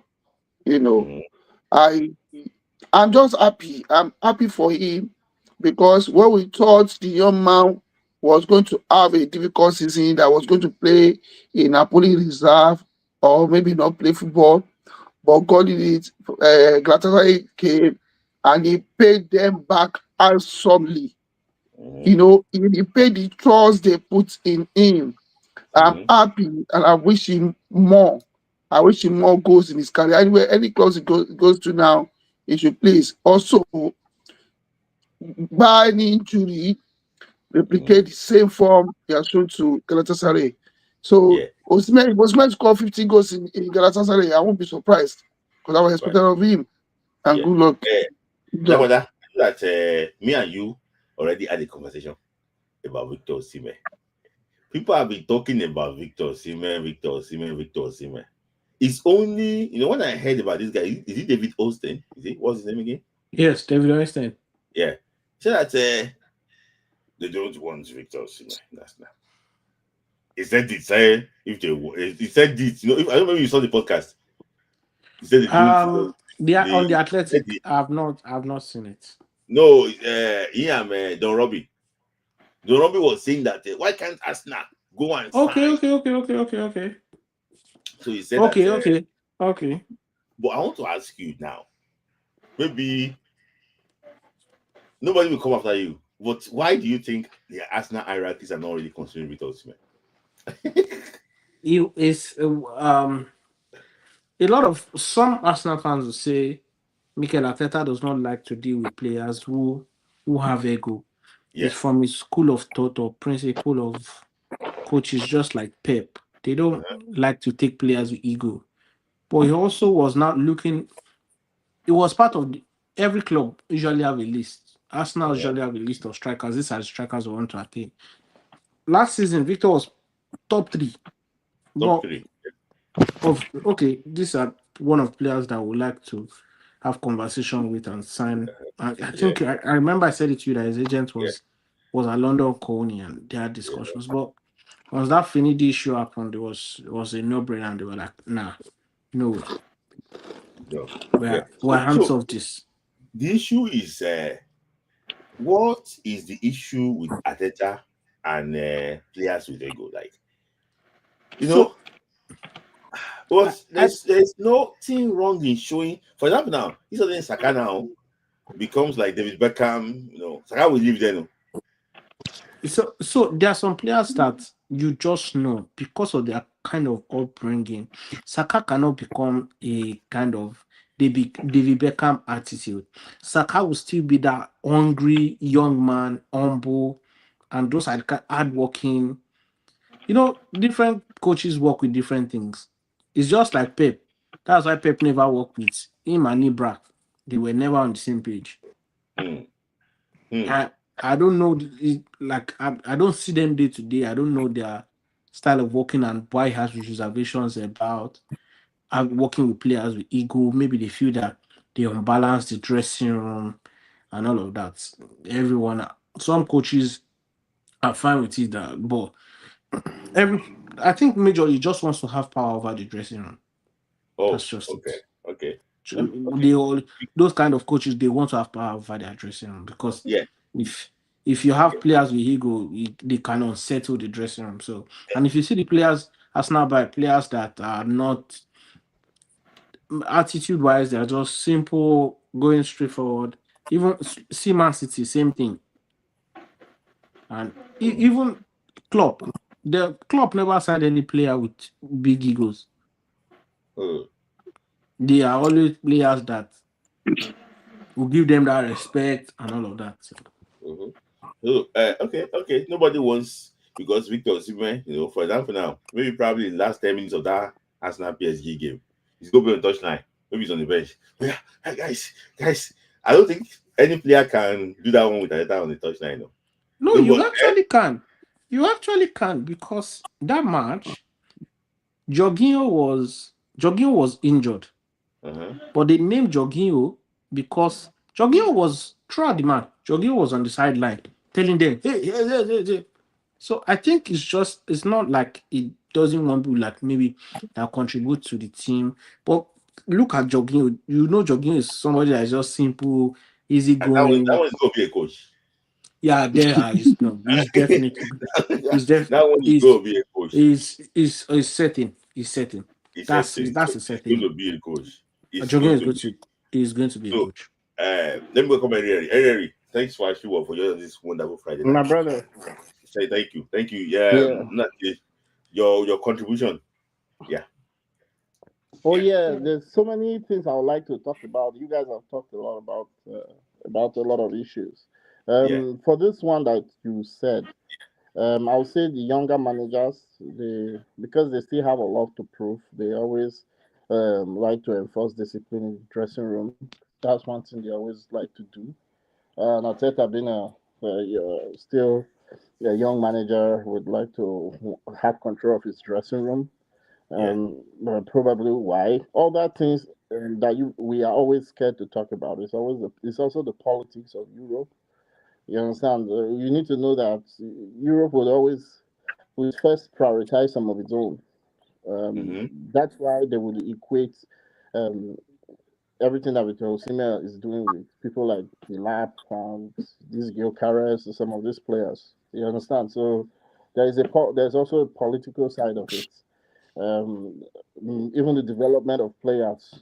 One thing that people do not like to say, it is there. You understand? As far as the destination is only going to be Europe, that's one of the things you would see. You understand? So Victor Osimhen has done really well for himself. I think if he was probably a Brazilian or a European, he would be looked at very highly for some of the top awards. It will be more Osimhen is reckoned a very, with. very good player. Yeah, Osimhen is a very, very good player. So a good player. He concentrates on the numbers, which is very good actually, because at the end of the day, it's the numbers that matters, right? Yeah. The other thing I like to contribute on is the when you talked about the fullback thing. That's a little bit my zone.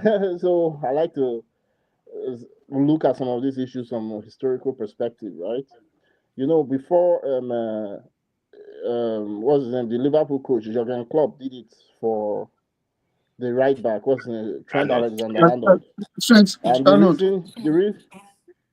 the reason he pushed Arnold into the midfield as a right back instead of overlapping, going to the midfield, is because the media was being picked up on Arnold's where he needs to improve, which is he goes forward, he never defends, he never comes back or something like that.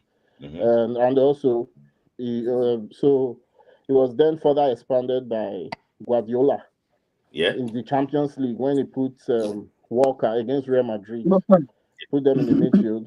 And then he tried it in the Premier League before that, put them in the midfield so that it to give because of this low block, so that to give the team width. So the wing back do not necessarily need to come back, so they can always station around there. So you can always have that 4 versus 4 in attack, if possible. So you have wingers that will stretch. So they will look for the wingers, and they like to change pace. But before that, the people that did it very well was Brazil at the 1970 World Cup too, with Carlos Alberto Pereira, the players like Marco Antonio, the left back and the right back. So because they were so good on the ball, because Carlos Alberto Torres, not Pereira, sorry, because he was so good on the ball, they won the World Cup because he was so good on the ball. If you remember, that iconic 1970 World Cup became the template for Brazil teams going forward. Because Carlos Alberto Torres was so good on the ball, he likes to play. He wants to be on the ball all the time. So he comes into the midfield at the dribble. He was very, very good on the ball. Even better than Hakimi. If you think Hakimi does that, he does that too. So they would come into the midfield, choke the midfield, but they also had the ability to go forward. You understand? So for me, if you look at the way a fullback is supposed to play, I think a fullback should be able to bomb forward and bomb backwards. You understand? For me, I don't think it's being traditional or being modern. It's just the way it's to give the team width. You understand? Because if the winger is going to cut in, you need the fullback to come and give the team width. But having the fullbacks also play in the midfield is an innovation that these modern coaches they like to do sometimes, and they like to feel very important. I'm not a big fan of Guardiola at all when he does anything, but anything he touches turns to gold, right? So, but whether the fullbacks go forward, go backwards, shows his ability, the fullback's fitness level, you understand, and the fact that they can do it, they can go forward and come back. If they decide to say, okay, choke the midfield so that your wingers would have a lot of space there, you understand, then the wingers should also be able to deliver. And they won't be joining the defense. They should also be able to deliver, score goals, you understand? But I still think you still need players that can also give that extra weight. I still think, in Nigeria's case, for instance, I would want to see a fullback because some of our best fullbacks in the past has been those that have been able to do that very well. They go forward, will come back, they enjoy doing it. They'll go forward. If you watch Olise's interview when he talked about Benedict Iroha, you'll be like, Iroha would go, you'll be like, man, this guy is going again, and he needs to cover up. So it's to avoid things like that. You understand? But that's sorry, one thing. Henry, you mentioned in the past. I remember Celestino Babayaro. He used to now. Yeah, sometimes he used to play like this guy from Mendes. I don't know Mendes, sorry. Yeah, Nuno Mendes, guy from PSG. You see Babayaro going for a true ball. Oh, yes. You will see him going for a true ball. You mm-hmm. him attacking crosses from. But Celestino Babayaro did not score as many goals. It wasn't. Yeah. I don't know if he contributed to a lot of attacks for Chelsea. You understand? Because he was an elite level player. For Chelsea, I know. Yeah, I don't know if he contributed to a lot of goals. I know he defended well. Yeah, but early on in his career, he was a guy that would like to run forward. But I think when he joined Chelsea, probably now he became a little bit more cautious. More cautious. Then another thing I'd like to talk about is the under-20. The under-20, this thing, I haven't spoken about it since, but it's such a pain that we are missing an opportunity to look for those positions that are deficient in our senior team. You understand? Spare number 9, a good midfielder, a good right back. You understand? Because of agenda.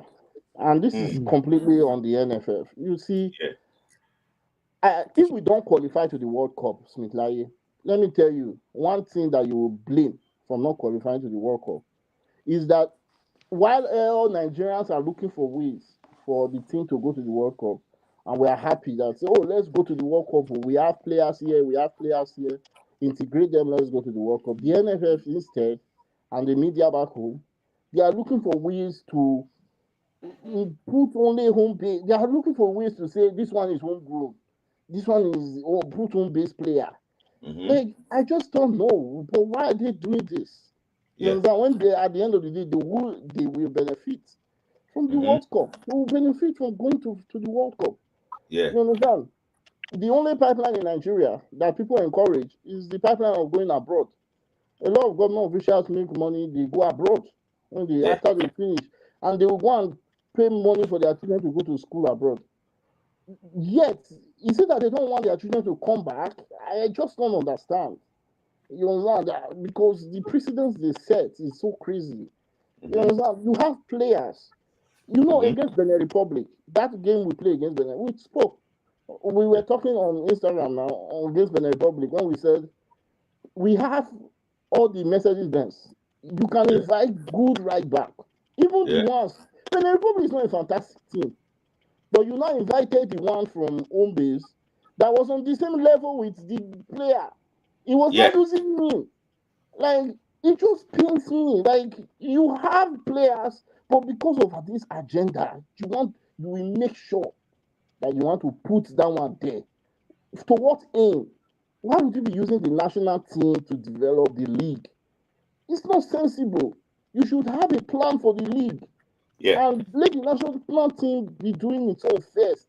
Have a plan for the league. This is what Morocco is using. All the Morocco under-20. Go and look at the profile of the players. Many of them coming from abroad. It's not a bad thing now. I don't know Nigeria. Everybody wants to connect with home. Exactly. Let me just contribute slightly here before I bring in Shinopi. When you mention Morocco, I went on Bayern Leverkusen's website. I saw that congratulations to one Moroccan player. So he won under 17 he won under 17. I was like, can you see? Morocco is using foreign base for under 17. A foreign base players for under 17. It's simple because he's Moroccan. He's Moroccan at the end of the day. Yes, he's Moroccan.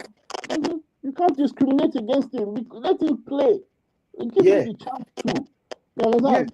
Look for the NFF should be looking at this as an avenue to provide a solution to this kind of issue, because we have talent abroad, we have talent in Nigeria. How can we integrate it? Look for ways, solution to do this. You understand? So this is what destroyed this under 20. This under 20, Yes. you could tell that some of the players do not belong there, but all of them they are 15, 14, 13. Jesus, man. It was so embarrassing. I think this one is 18. Can you imagine this? All because they want to maximize the sale. They want to maximize the money on the player. Harcourt is a good goalkeeper, but 15, you see, some of these things He just got 15. And they don't even think when they do it was 14 during the qualifiers. The agent, and see, the coach doesn't belong there. The coach doesn't have a clue what he's doing, because the team cannot even pass. If you notice, the team cannot pass to themselves. They can't even complete a pass. 2 passes they can't complete. That's to tell you that a team that not very poorly coached. You'll be hearing confidence level is very low. Yes, if you play football before, you know when you play. If you play, you know how you go to those makeshift tournaments. I don't think you know these. All those makeshift tournaments. Yes, now. Maybe you just go. They just call players. You understand? They'll say you must play well. You must play well. They'll just open eye for you. Now what they do? They are putting the boys to save their skin. You understand? And it's very dangerous what the boys is doing to their career because of the disorganization of the backroom staff and the administrators. The last thing I'll just quickly like to talk about is the Super Falcons. The Super Falcons issue, like Alozie is a player that is well loved in Nigeria, right? I hope they don't put the hammer, and that's because the media took what she said to the next higher. I think what might be happening there, because most hotels, even the one in Nigeria, I don't know, they always you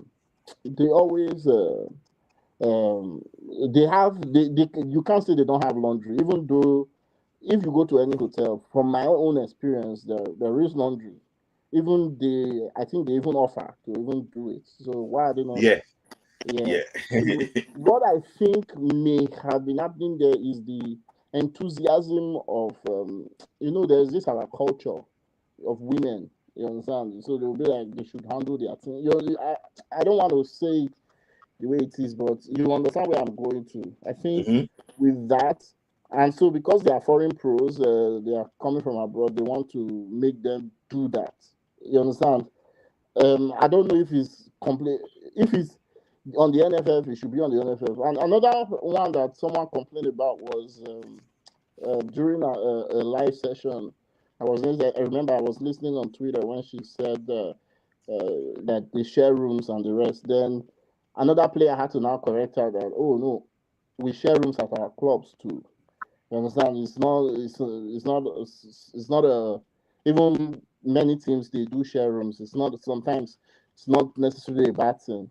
You understand? But on this one, on them washing their clothes is something the NFF should be investigating and say, why are they making them wash their clothes when they have laundry staff? Before I stop on that, because you mentioned that sharing room now. Yeah. In Super Eagles, I can say it here. Some players don't share room. The senior players, So some players don't share room, but some people share room. Okay. I mean, in the club side, I know a lot of clubs, even Vancouver Whitecaps. I remember I've seen when I used to follow them. I used to have a friend that played there. They were sharing rooms. I think some clubs do it. Even some. It depends on how they arrange their team. If we have the resources not to share room, they shouldn't. But if they don't have the resources, but one thing I can say is that the Super Falcons should be treated better. We all agree that the Super Falcons should be treated better.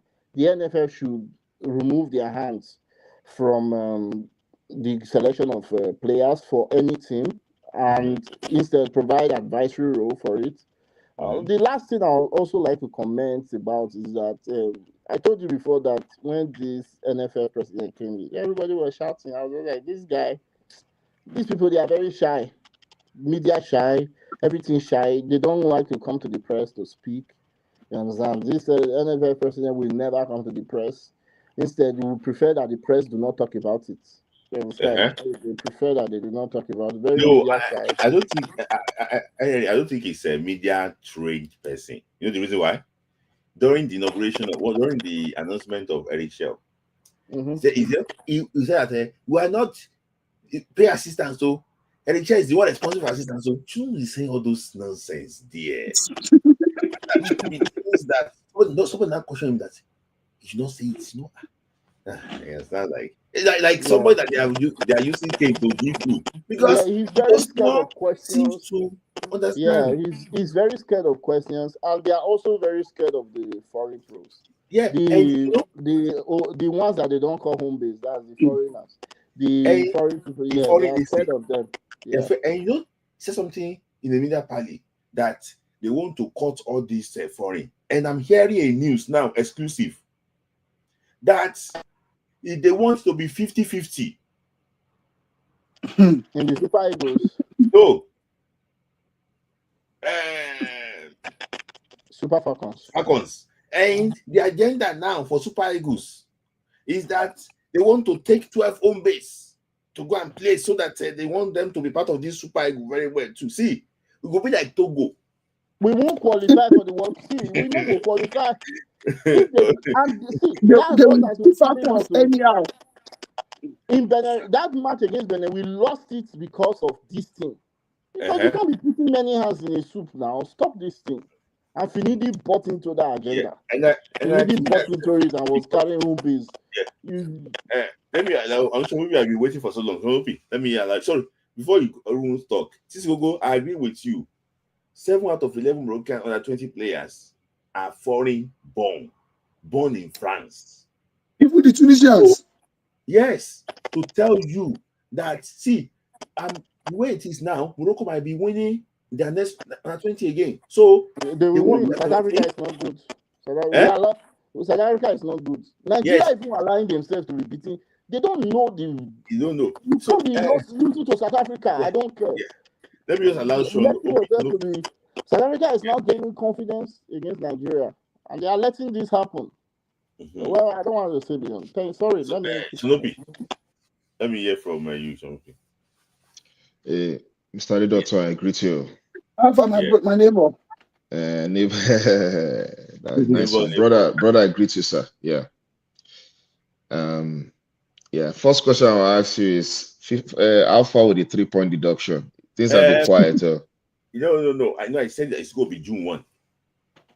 Okay. So the last thing came out February 1. So the next one is going to be June 1. So, and I'm hearing that they already communicated with South Africa. There's also another party that no appeal. But Super Eagles won then. Did it take that long though? Or maybe it's because we're all joyous. We're joyous. We forgot about it. Because we played in November. It came out in December. For example, now, if we play this May now, it will come out June again. Now every 4 months it will come out. Okay. Yeah. Okay.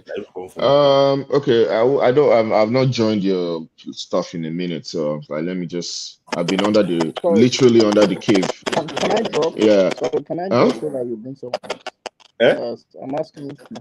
Can I drop so that you bring someone else? Okay. No. You can stay, but if you want to drop, you can drop forever. Okay. So I've been under the cave, literally. Just been busy. But anyways, I saw a little bit of the under 20. Yeah. When they lost, I'm like, these guys, they don't even deserve to be in the final. Yeah.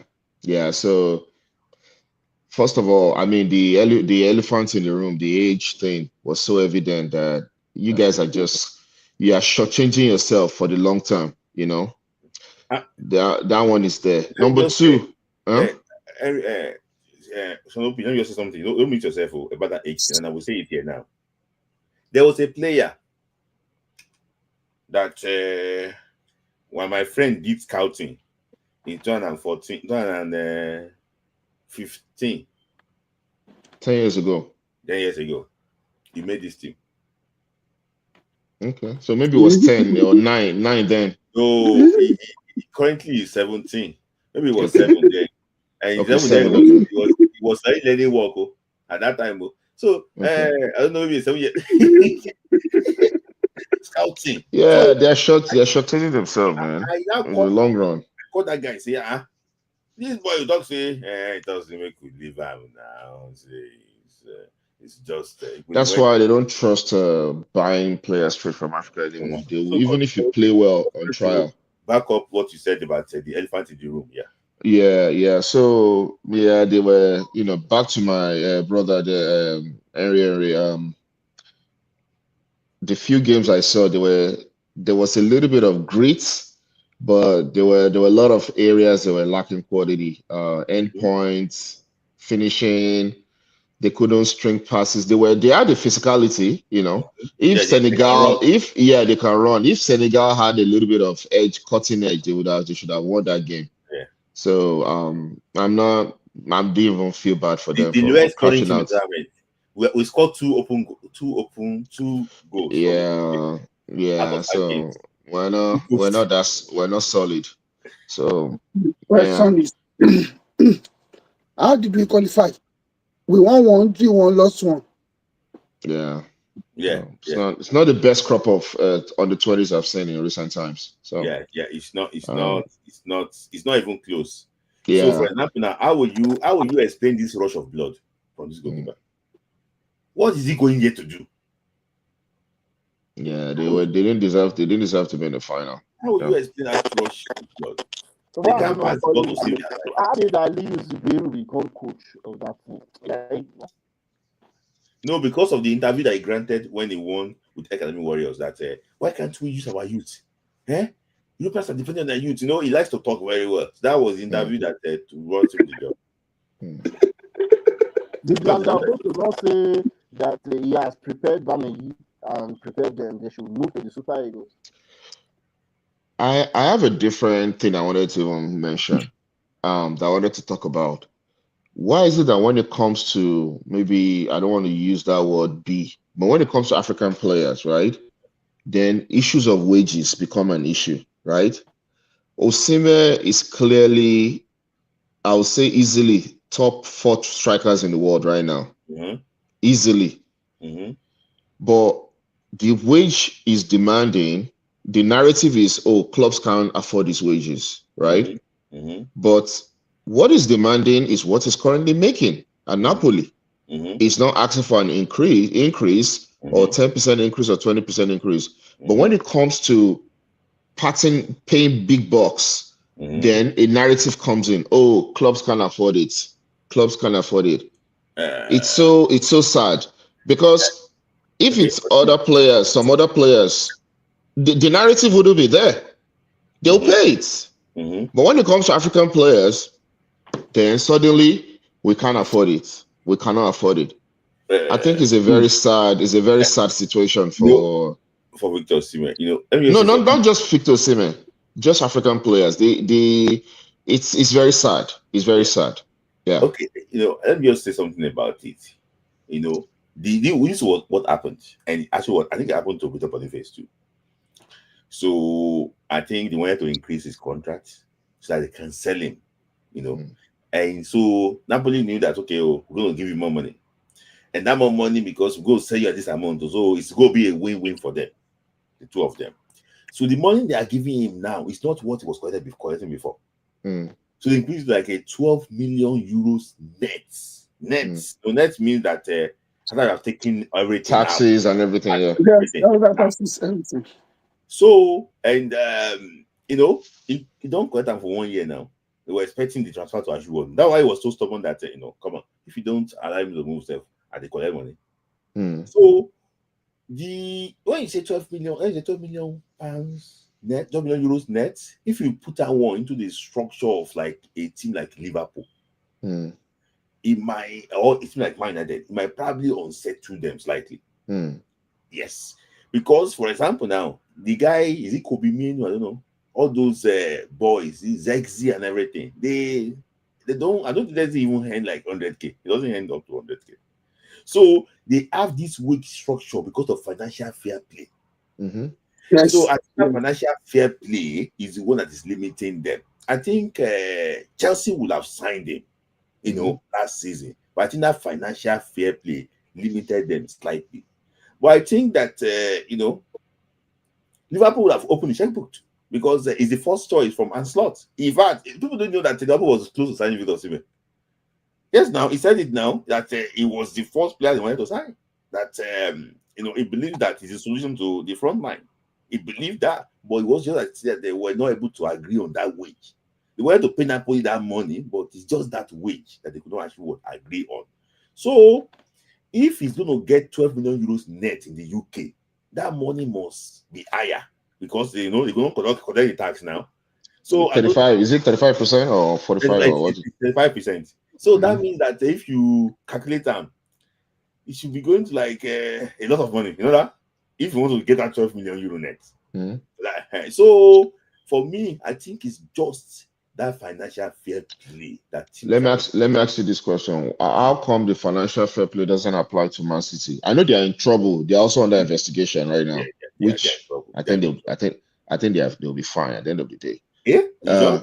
Yeah. So then go strip them of their company or waiting. So why does it not apply to clubs? To a club like I think Haaland makes crazy money. Like, is it 300K? They signed Haaland for 8 years. Okay. So when they spread it, for example, now Chelsea was signed on the Madueke, Jackson for like 9 years. When they spread it that long, I don't know the way. Ariel is a finance person. I'm not a finance person. So when they spread it last month, I think it minimized the consequences of that, of that financial fair play or things like that. So I don't think they want to take a risk or say, okay, Victor Osimhen is coming for 10 years. I think it's already 25 or 27. So I think it was saying you want to sign him in the 35. So I think all those things are just the defined details that is affecting the deal. Saudi is the one ready, to put the whole thing down. I'm just wondering when Bayern Munich, when Lewandowski left Bayern Munich, right, for Barcelona. I haven't checked his wages and the deal and the deal structure, but it would be interesting to know. Yeah, but you know that when he left, I think Messi already left. For PSG. So they took Messi off the wage bill. They brought in Lewandowski, which was one edit up to what Messi earned. So they even got in trouble in that because they were not able to register an IOMO. They had to go to this court of arbitration and to get all those things sorted. So straighten out. The Liga rule is like you have to make 2 naira for you to spend £1. I think maybe 2 naira to £1. I don't know. But now, I think Barca fought the rule. If we make 1 naira, we can spend 1 naira. So I think Real Madrid was able to do that. Make 1 naira, spend 1 naira. Spend 1 naira, okay. But Barca was the rule for them because of that trouble is that you have to make up to 2 naira because you can spend 1 naira because of the financial trouble that Barca was in there. So a lot of people got in trouble with this financial fair play. So I think that was what really affected. So for me to say Napoli did not increase Victor Osimhen's salary to that 12 million, it was the previous one. I think that been, you don't taste that 12 million now. It have been easier for him to negotiate and move on. So most likely, I even heard a rumor that I might go back to Napoli. If you go back to Napoli, they're going to keep on paying. If you don't pay that money till his contract expires. Yes, but Juventus can pay him that money. But the issue is this: Napoli doesn't want to sell to Juventus because it's a competition. There's no competition to kill them. They said that Juventus should bring 100 million euros for Victor Osimhen. So they are ready. The way it is in Italy, the way it is in Italy, you cannot sell a player the same amount you're going to sell the player to a club outside of Italy. So if Napoli is willing to sell Victor for 100 million, they cannot sell the player for 100 million to any club in Italy. That's how they do their own. So you must sell him lesser amount. Probably 80. They said that 75 to other clubs, but more than 100 to Serie A clubs. That's what they put I'm telling you, you go and check the way it is in Italy. No, this Victor Osimhen, this Victor Osimhen, they wanted to sell Victor Osimhen, Juventus like 400, and they wanted to sell to other clubs for 75. One thing I would just say, sorry, Saludatum. One thing I would just say is there's always a media narrative. Okay, there's media narrative. I know there's financial fair play. I know all those things, those buzzwords they throw around. I'm not saying they are not real, but there's always a media narrative. But I still feel strongly that when it comes to African players, then the narrative becomes stronger. Then it becomes more like, okay, yeah. I'm not saying what you're saying is not valid, but I still feel, if you want a player, you move mountains to get a player. I agree with you on that. I know that anyone says something about. Sorry, I didn't mean to cut you, Mr. Adedoto. Sorry to cut you. Yeah, I just say that. See, I've been coming from this angle for a long time. That I don't like to blame people for our own woes. As I've been saying that we too should always look inward. You see, the way you present yourself is where they will take you. We all know that they don't do this to South Americans. They don't even really do it to some top Asians. Say that again. So why only Africans? Because the way we present ourselves, and I'll be saying, if our people too, when I mean our people, I mean Africans too, can do the needful, build our own leagues, just like the North Africans. They don't give North Africans this shit. Build South Africa, build our own leagues, instead of our leaders stealing money from Africa and taking it to abroad. If they can invest in Africa, see now, I told you, as his key of Yanga, that guy earns $240,000 per year in the Tanzanian club. So if African clubs can start paying players well, I'm telling you, these people will not be treating Africans like that. Do you know how much they sell players from a Brazilian league, from Argentine league? 40 million, 60 million. But they don't sell players from African league that way. So they will keep giving us that shit. You know what I'm saying? So, sorry, let me just say this comment. I'm just reading the comment because my brother was African. So that Nigerians, you guys, your knowledge of coaching is back. Even your coach did not see that SA under 20 player playing the back pass so that you can press and open up space. Know that they were playing from the back. Yes, they did it. They wanted us to press them so they can open.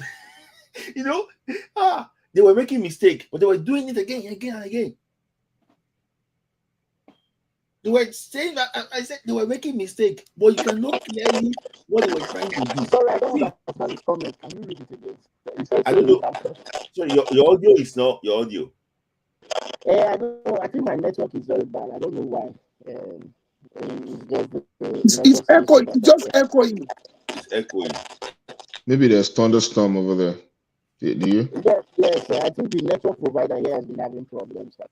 So, maybe I would come up, but I would drop. Okay, can drop. Maybe you can. Yeah, but I want to see this comment again.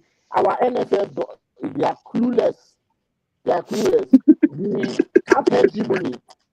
CAF hegemony has been attacking our supply to Europe because they want to equalize the game. And our West Africa, they don't pick it.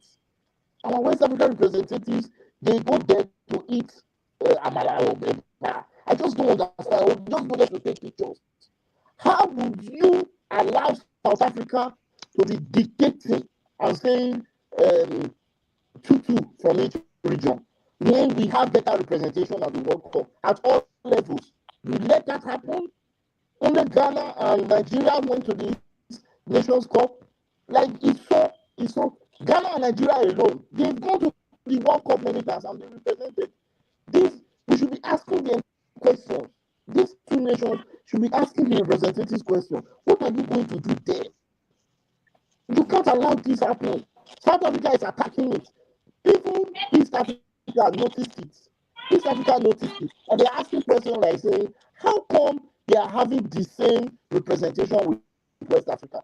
That has won the under 17 7 times. World Cup. Brazil is breathing down the neck of Nigeria, and you don't want Nigeria to be going there. Like, I just don't understand how they think. It's so that NFF is useless. The thing, it frustrates me. I don't like to hear anything about them. Just for my sanity, I don't want to be talking about Nigerian football because it is them that is the problem. Sorry, guys. Let me leave. All right, thank you. I will wrap it up now. So, let me just say some, few things. I understand Jolopi about signing Victor Osimhen. I believe that if a team wants to sign you, like what Galatasaray did, they will do everything to sign you. Galatasaray did everything to sign Victor Osimhen. For me, the two serious teams, Fenerbahce, Galatasaray, and Juventus, 3 serious teams to sign Victor Osimhen and Al Hilal. For me, I don't want to go to Fenerbahce. Fenerbahce believes that if they sign Victor Osimhen, they're going to win the league. They're going to do one against Galatasaray. Juventus believes that if they qualify for Champions League, it's going to be enough for them to bring Victor Osimhen to Turin. For me, that Juventus team, I don't think is good. No, it's not good. It's not no, good. No. At the moment, no, it's not good. And Maresca, he was saying that the player that wants to come, he should come with their own times, not his own times. He was saying that in that interview. For me, Ruben Amorim wanted Victor Osimhen. The problem with that was his first choice, and he's still knocking on that door. But the problem is he said it's the wage structure. Look at Ruben Amorim. Man U could not pay for their staff to go to Bilbao. Man U could not pay. It was Ruben Amorim that paid for 30 staffs to go to Bilbao to tell you how rotten that place is currently. So I'm pretty sure that it might see all these players whether they sign those guys. The Antonio, the guy that is, I don't know where he is right now. They were just gashing money out, man. So just trying to, because Zexi, they were just paying money. Oiberg, from Atlanta. That Oiberg thing, I used to Benny McCarthy. Benny McCarthy was with Man United before. He said that when they were discussing, say who they want to sign, Victor Osimhen, he told them that they should go and sign Victor Osimhen. He said it was South Africa, though. He said, sign Victor Osimhen. The top Oga said that because he's going to AFCON. He said that they're going to lose 1 month again, 1 month plus, because he's going to AFCON. I'm happy they didn't sign him to Man U, by the way. Then because he's going to AFCON, they will not sign him. Then he told them that this guy is the best option for you because McCarthy is their strikers coach. So they called him to that meeting that what's your opinion? So they went for the boy Oiberg, but now they're looking for a way to give Atlanta Oiberg and get Lukman. So they can get Lukman. Give Atlanta Oiberg in Atlanta will not. They will with money, maybe. With money. They sold the boy now. They sold the boy to them. So for me, I just think that this transfer window is going to be crazy.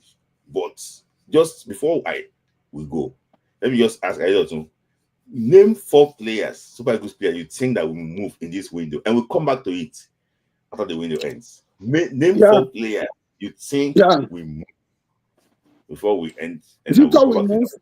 Then the first two, the two African best will move. Victor Osimhen and Ademola Lookman. These guys will move. Victor Boniface will move. And one other player that I'm telling you will move. Check it out. Ola Aina will move. Ola Aina will move. Okay. Shanopi, name 4 players you think that's going to move. Bright Osai Samuel from Fenerbahce. Yeah, we move. Okay. Victor Osimhen.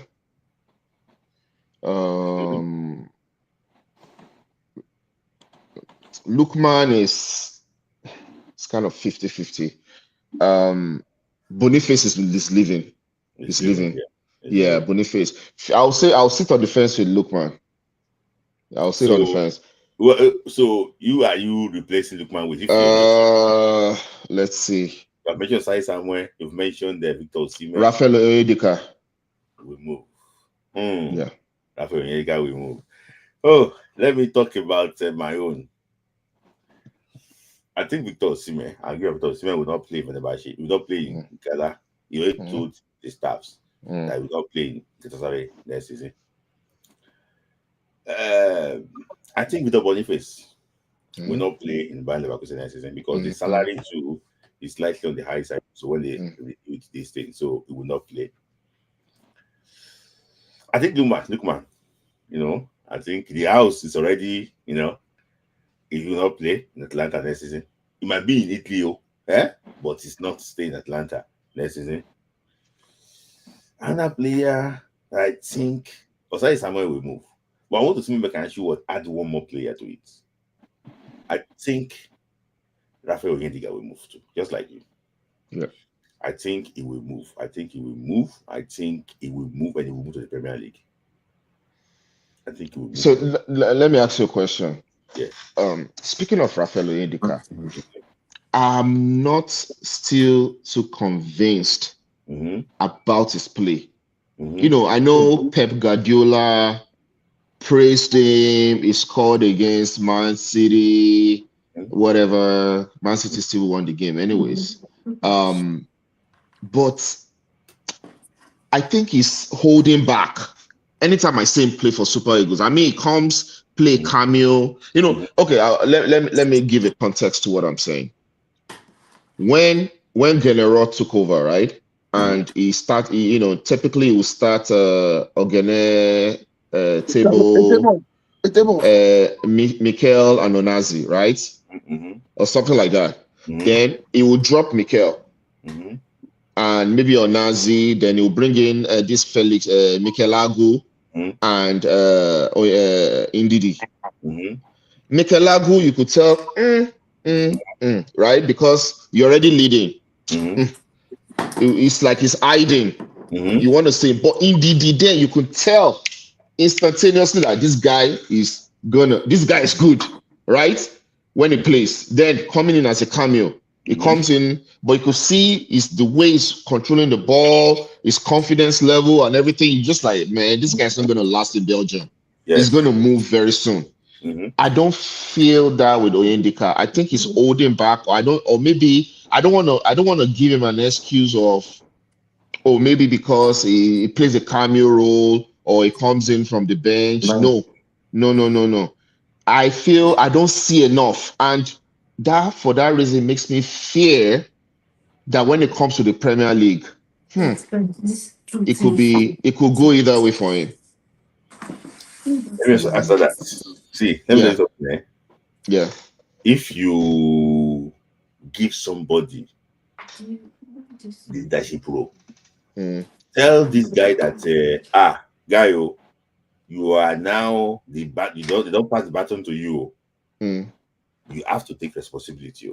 For me, I think you will see the best of him.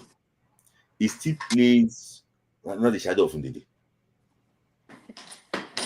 He's there, he's the one directing him around. He still plays like that. When he played for Club Brugge, he doesn't play like this now. He plays with his hands. He can move around. He takes the ball under pressure. You can see him against Man City now. You can see him against Atlanta. The way he moves the ball, he's so smart on the ball. But there's some things that you just that shadow you have to outgrow it. Just like when Kevin Bassey was with Leon Balogun with the old this thing, you can see that it was slightly idle. But Kevin Bassey is back to his best now for Nigeria. So sometimes when you play with someone that you think that this person, the gap between you and that person is wide. Just for example now, Victor Osimhen sit on the bench, Boniface is playing. Do you think Boniface will perform? Victor Osimhen that pressure is. Victor Osimhen is sitting on the bench and Boniface is playing. Let's apply it to our daily lives. You get a new job and they say one bad guy that's been there for 20 years, he knows every process. They can't say you go replace the bad guy. First of all, the pressure alone will tell. You might eventually get it, but if initially it's going to be tough. I don't care whether you're by a spine or whatever. It will take some time to settle in, right?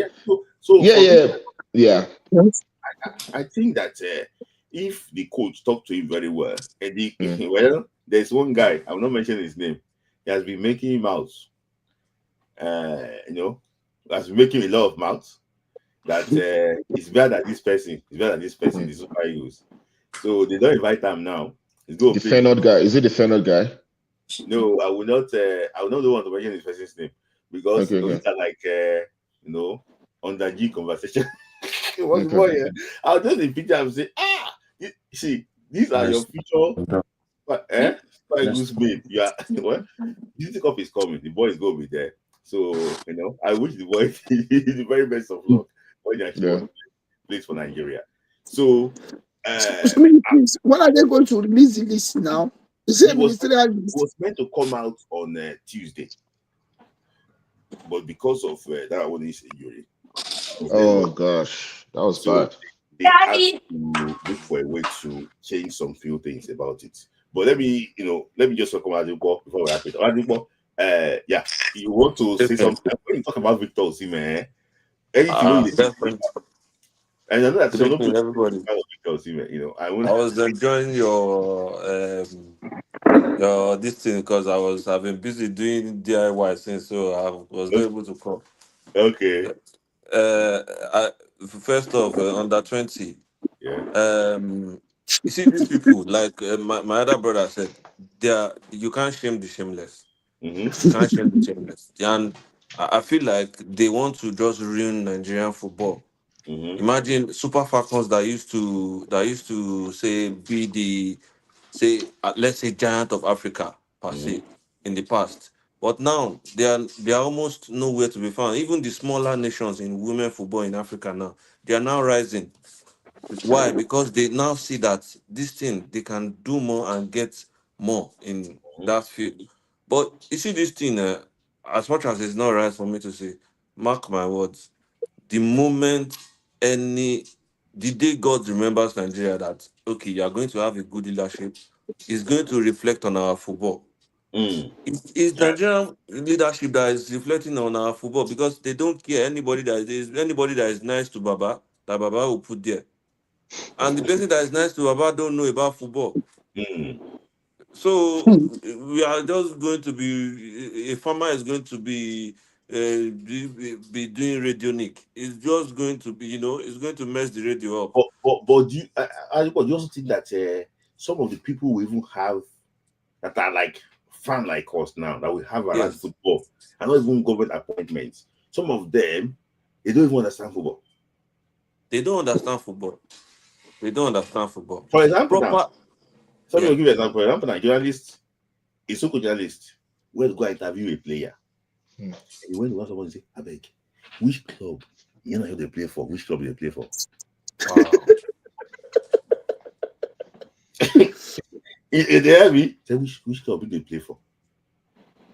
He doesn't know. See, just like the proverb that he said a few minutes ago, I was laughing. Yes. These people, they don't do anything. Yes. It's very sad. It just used to hurt me that You see, they are the ones now clamoring for. They want abroad players to be 50-50. Who do we have in Nigeria that can do it? They didn't give people chance. I have a friend that his junior brother, as at then when we were in Nigeria, he was 23. He wanted to go for under 17. He's a street boy. He had money and all that. The coach, they used to go and drink beer together. The coach of the then under 17 as at 2019. They go and drink beer together. They would lodge in hotel, living reckless life. Why? If you are, so imagine he had fielded someone like that in Nigeria. It's just, I mean, but for Victor Osimhen, I'm not surprised he's on that number of goals. I feel like I'm scared he's going to go to Saudi, which is really sad. I'm scared because he had already put himself on a kind of lifestyle that he can't reduce it. Yeah. Because of the money he's earning. Yeah. This guy used to fly private jets steady. So imagine he's now going to get, maybe Chelsea wants to pay him 250K or say before tax. So he's now getting maybe 160 something. 90. He can't live that life. So But he will say, man, France, I don't travel now, but these people no agree. I won't go collect my own money. Because now, if you come Chelsea, now fancy they do him for. It doesn't really. I don't see him winning any trophy in Chelsea right now because Chelsea is just done. I think we can win FA Cup, Yeah. But Chelsea, these people don't want to pay. That American man doesn't want to pay. He's a American man is not the problem. Is that if you look at Madueke, he's on 8 years contract. Nicolas Jackson is on 10 years contract. Enzo Fernandez is on how many years contract?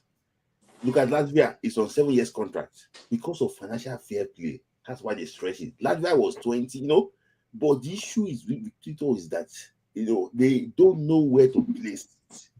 The issue, where they were having breakthrough was that they wanted to say with this salary, and this could be bonuses. So that they can use bonuses to compensate that salary. But the Salary. see, let me just tell you something. This Chelsea owner, let me just tell you something here. There was a Nigerian player that wanted to join Chelsea. I know that permit me to say this day. When they had the meeting, this owner, his wristwatch, the guy said, won't play. I thought he would know this person. Said, won't play now. Say, don't worry, give me 1 year. You don't want to play. The guy just off his wristwatch. So, take. Yeah. Yes. Yeah. Talk again. So tell you that the guy does not care. The guy wants. He wants to get you. He wants to get you with that. Wow. Can I say something though? Yeah. So here's the thing. For me, I'm not Victor Osimhen. I don't live in his mind, in his head. But if I was Osimhen, this is simple math. He's still playing at a top level. He can sign like a 2 or 3 year contract, and I can still make that money in Saudi. Now the only thing is that Saudi, there was a time China too was throwing money anyhow, right? They were just throwing money, but that thing has been quiet now. They're not throwing that money anymore. Who knows whether by 3 years' time, Saudi will be like, you know what, we are done with this experimentation. No, let me just that money to 230. Is that what? 234 World Cup. Saudi will still be spending. So if that is the case, then again, I will, because that guy still has a lot to offer at the top level. Saudi league is not a top level league. Let's call it what it is. Okay. Let me ask you a question. Why do you think Bruno Fernandes' agent went to go and have a meeting with Saudi Arabia people? How old is Bruno Fernandes right now? Yes. How old is he? I think he's 20. I think he's 30 already. Yeah, I think he's 30. Yeah. He's getting there. He's getting there. It's timing.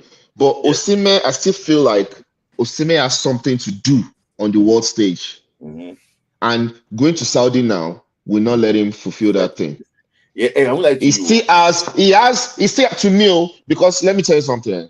This next CAF award, Salah is winning. Forget it. Signed, sealed, and dusted.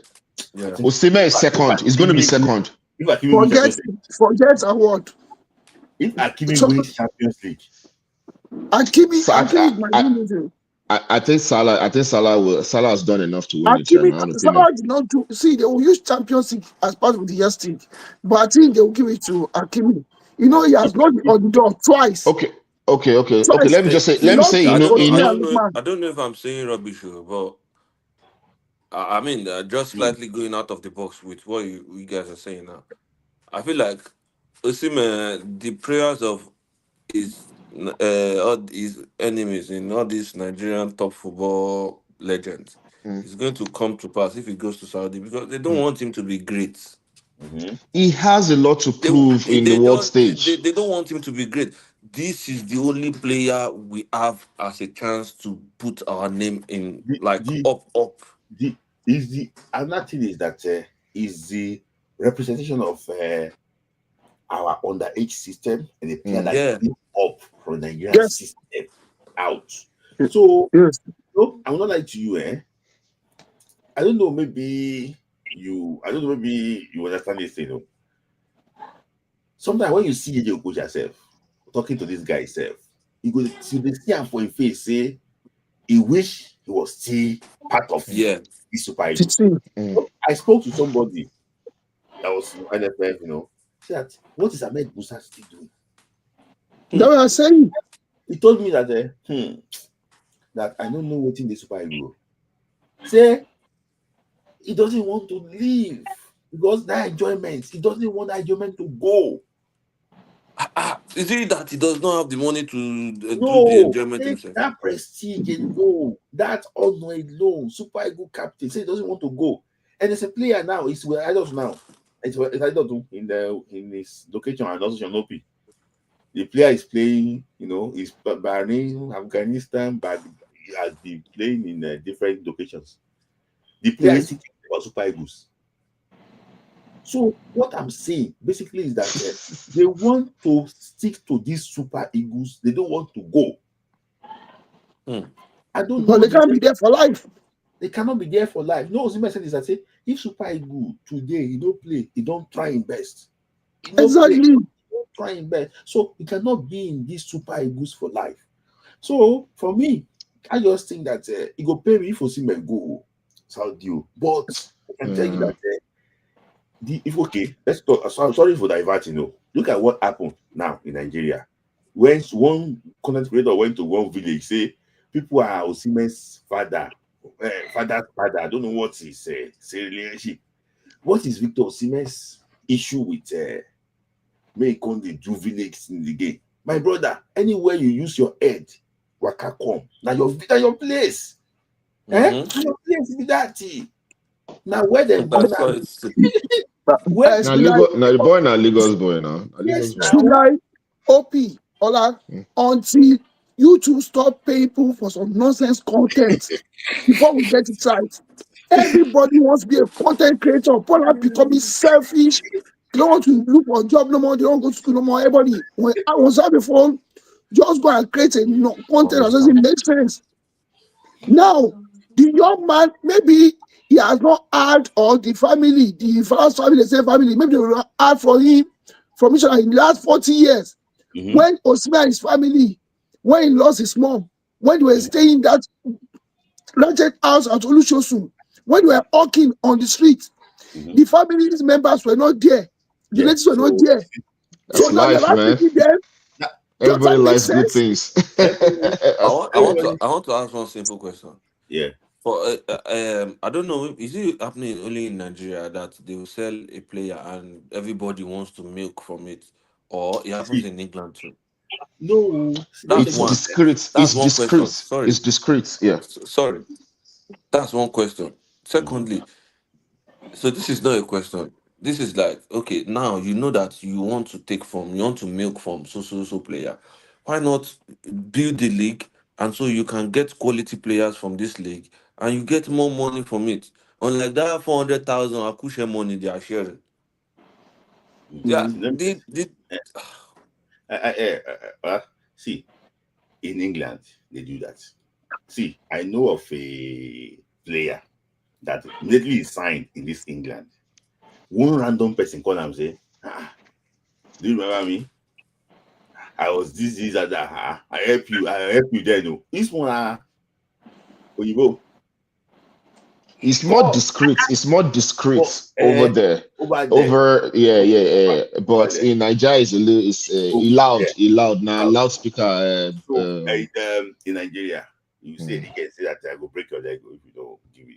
Things like all those things. They say I go break your leg if you don't give me this. So you say na airport to say na airport to say like things like that.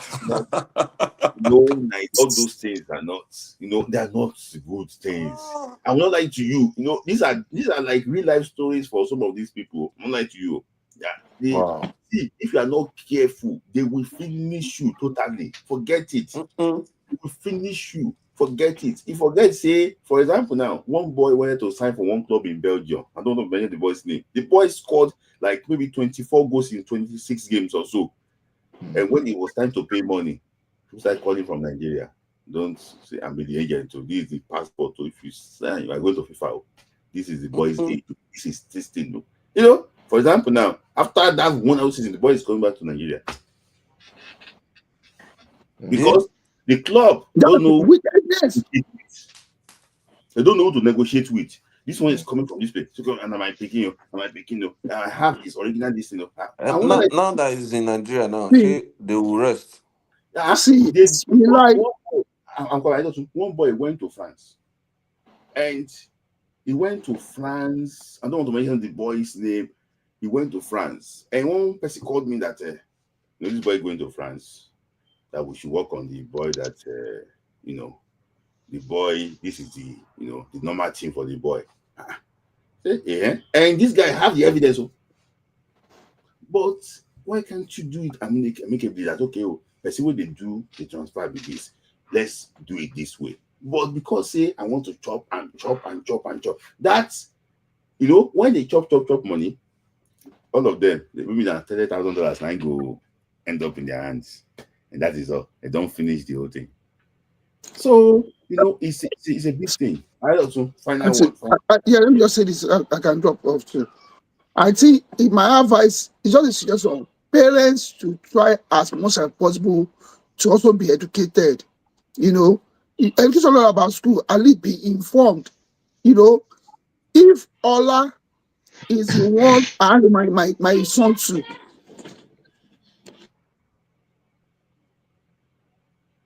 You're muted. Ola should be the one to marry my son. See, because some parents too. I used to be in grass football. Some players too. This one will come, give them money, they will take. They collect money from about 4 or 5 agents. So why can't you just? I know people that somebody that took his child to somebody. I knew when they took this guy Ajilore to Tamuno, before they took him to Churchill. So take your word to reputable agents. Don't just give them to many people. Some players are behave like, and they say they are hungry, bro. It's not everybody that's hungry. Some people just want to be. They are just greedy. It cannot happen in Nigeria. We treat our players like a beautiful bride. All this madam now, when they don't get fine girl house, one will bring bumpita, they go take. Another person go bring milk, they go take. One will say, madam, make we help you to do this thing, they go take. See, most of the parents, when they are one of the problems for all these things. So, for example, now, one woman was crying in Benin, say, and these people, they don't allow my son to do well, though. But when you are collecting everything from on the head of your son, did you stand on yourself and say that this thing? So you have to balance the whole thing. That's what I say that this football career is very short, and this is final word now. See, I don't blame Victor Osimhen. I don't blame Boniface if they want to go and collect big money. Most of these guys, the more they grow, the more their expenses. Yes. That's private jet. Osimhen doesn't fly commercial. Even to Super Eagles camp. Yes, I don't think so. I think if I first class, not parade. I don't think he collects the tickets they used to share for them. Yeah, I think first class. I think it's when you move around Nigeria, and I thought it's PJ. It's PJ. It does not go around this thing. Imagine, and it's a really expensive lifestyle. The type of people he roll with, the Davidos of this world, they are the Tony Emulimalu, the people that he rolled. But you know what I respect about him though, even in the midst of that, he's still hungry. He's still hungry. Exactly. Yes. That hunger on the field. That like I'm ready to die. I respect that thing. So it's okay to flex if you work hard. Yeah, flex. I saw him yesterday after they won the Galatasaray Cup outside the pitch and all that. He was inside his maybe Jeep or whatever. And then the way everybody was he was like a proper big man. I was like, this is the same guy that is rubbing on the floor just now. Very hungry. That hunger is A plus. With those A-class A-list people that he moves with, bro, he doesn't joke with his grassroots. He doesn't joke with people that they started together. Go and check when that the Freeze had this. His wife had this restaurant that I don't know. Maybe I think the wife is into like business of food. Yeah, she does catering. Yeah. So the school. Yes. They pack everything full. Now, what have Victor Osimhen they drink is discipline. Maybe the team does not support those big Many things. people don't understand that kind of discipline. So he separates. He doesn't play with the bread. That bread. But I know of a player that will finish season before he comes back to his club. He's having pot like me. Let me tell you something, Smith. Before Nations Cup, and I will speak in parable so that you will not know anything. There was a player before the AFCON, the last one. Boys, he follow boys go club. They were about to enter camp. I mean, they do everything. Carry Malawi, join. Malawi and Zimbabwe. And if you know, you know. If you don't know, forget about it. If I talk too much, you're gonna know the player. No worry, just leave him offline. But that player, for some reason, that thing we do affect him. So anyway, just leave him that way. The way take affect him, maybe no go that place. No. We don't know. We don't. No. So there's a way it takes you. It takes you to places. For example, now, see, discipline is good. It's good. That's why the man says that if you want to save the as a role model, I beg you. What this guy is doing to produce, this guy put everything on the line to produce. The guy now high performers that they call them for workplace. People they high perform. Yes. High performer, yeah. And then one thing about the guy on Kante level for forward position. People where the guy said don't help. I'm not like to you. People don't know these things. Yes, so himself don't help with his philanthropist mind. So for example, people go talk say they pretend. One guy pretend say he do Victor Osimhen. He don't do his own for God now. He don't give you the money. He don't do if you like say you do part, forget it. He don't do his own for God. So good guy. I just see everybody's too still for Taiwa Oni. Everybody.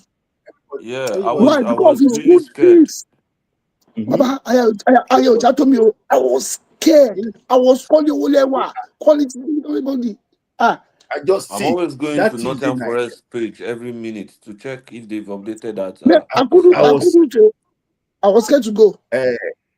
Kelly Magan is the one that is stationed from Daily Mail around that hospital. So I knew that anything that would come from that place is going to be through Daily Mail.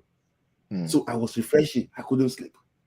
I had like asking people what could be the issue, because I'm not expert in like medical. What could be the issue and things like that. So I read so many. In fact, even if I read so many things. No. Like you said, I read it too. So after I read it, I was a bit calm because I believe it's induced coma. So just to make because if they leave him like that, it might affect some organs. So just to prevent further say organs from deteriorating, they had to off his body totally. So he will go to like temporary sleep, just sleep for Let the long. thing Like, rest, recuperate. Yep. yes, it will make him recover very early. So That is I it. was scared. I was scared. I can't watch. I didn't watch the game, and when I heard about it, I said I'm not going to watch that thing. I can't watch it. No, I can't watch it. I can't watch it. Yeah. I saw the way Ndidi was shivering. Yeah, I also have to. My brother now. My brother did that. In the match. I saw highlights of the way he was shivering. Wow. So, and talking about the same player. So the both of you are talking about. Okay, so guys, I have to. So the list is going to come out today, but I don't know why they come out. So, but when this comes out, we'll discuss about it. But let me say this last, Smith. If June won't come and they know the other point, I know your address, so I'll come and find you in your house. I think it's so let him go and sleep. It's after one. For the spirit of fairness, is go to get it out there. They know already. All right. Thank you, Aliko. Thank you. All right. Thanks, guys. Thank you. Yes. So thank you. That's another Friday Night Football. Thank you guys for your love. And I also thank you for your time. My co-host too. Thank you for your time too. So I want to appreciate my gifters. Guys, can lift. I want to appreciate Tope Dada. Is it Tope? Sorry, I had a gifter. Is it Tope Labi? I don't know. Maybe what's the name? Tope is sorry. I'll just say who is the person. Somebody sent me super thanks. During the week. So I want to just try and appreciate that person if he's still here. Come in if you are still here. Let me just try and appreciate you quickly.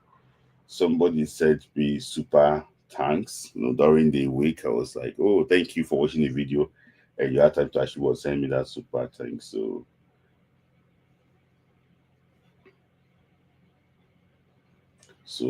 it's okay. I think I just try. So thank you to my guy that was sending me super thanks. Thank you. I should appreciate you for your love. I don't thank you for your gifts. Ola day in this Sunday, thank you for your gifts. Connect to God, thank you for your gifts. Greg, thank you for your gifts. And also Connect to God again, thank you for your gifts. That is that on Friday Night Football Club. What a wonderful edition. I spent almost 3 hours discussing Nigerian football. The last 1 hour was so eventful. At least we had a conversation about transfers and so on. I really actually would enjoy that conversation. So guys, like the video, share the video with your friends, let them actually know that we are live every Friday night at 10 p.m. Nigerian time, 10 p.m. also UK time. So by next week, we'll have the list for the World Cup, for the Inter Cup game, and also discuss the list. And maybe I'll come before then, I don't know, discuss the list, and also, tell you what I think will happen against Ghana next Tuesday. I'm your host, Smith Lai. I'll see you again on Friday. Thank you.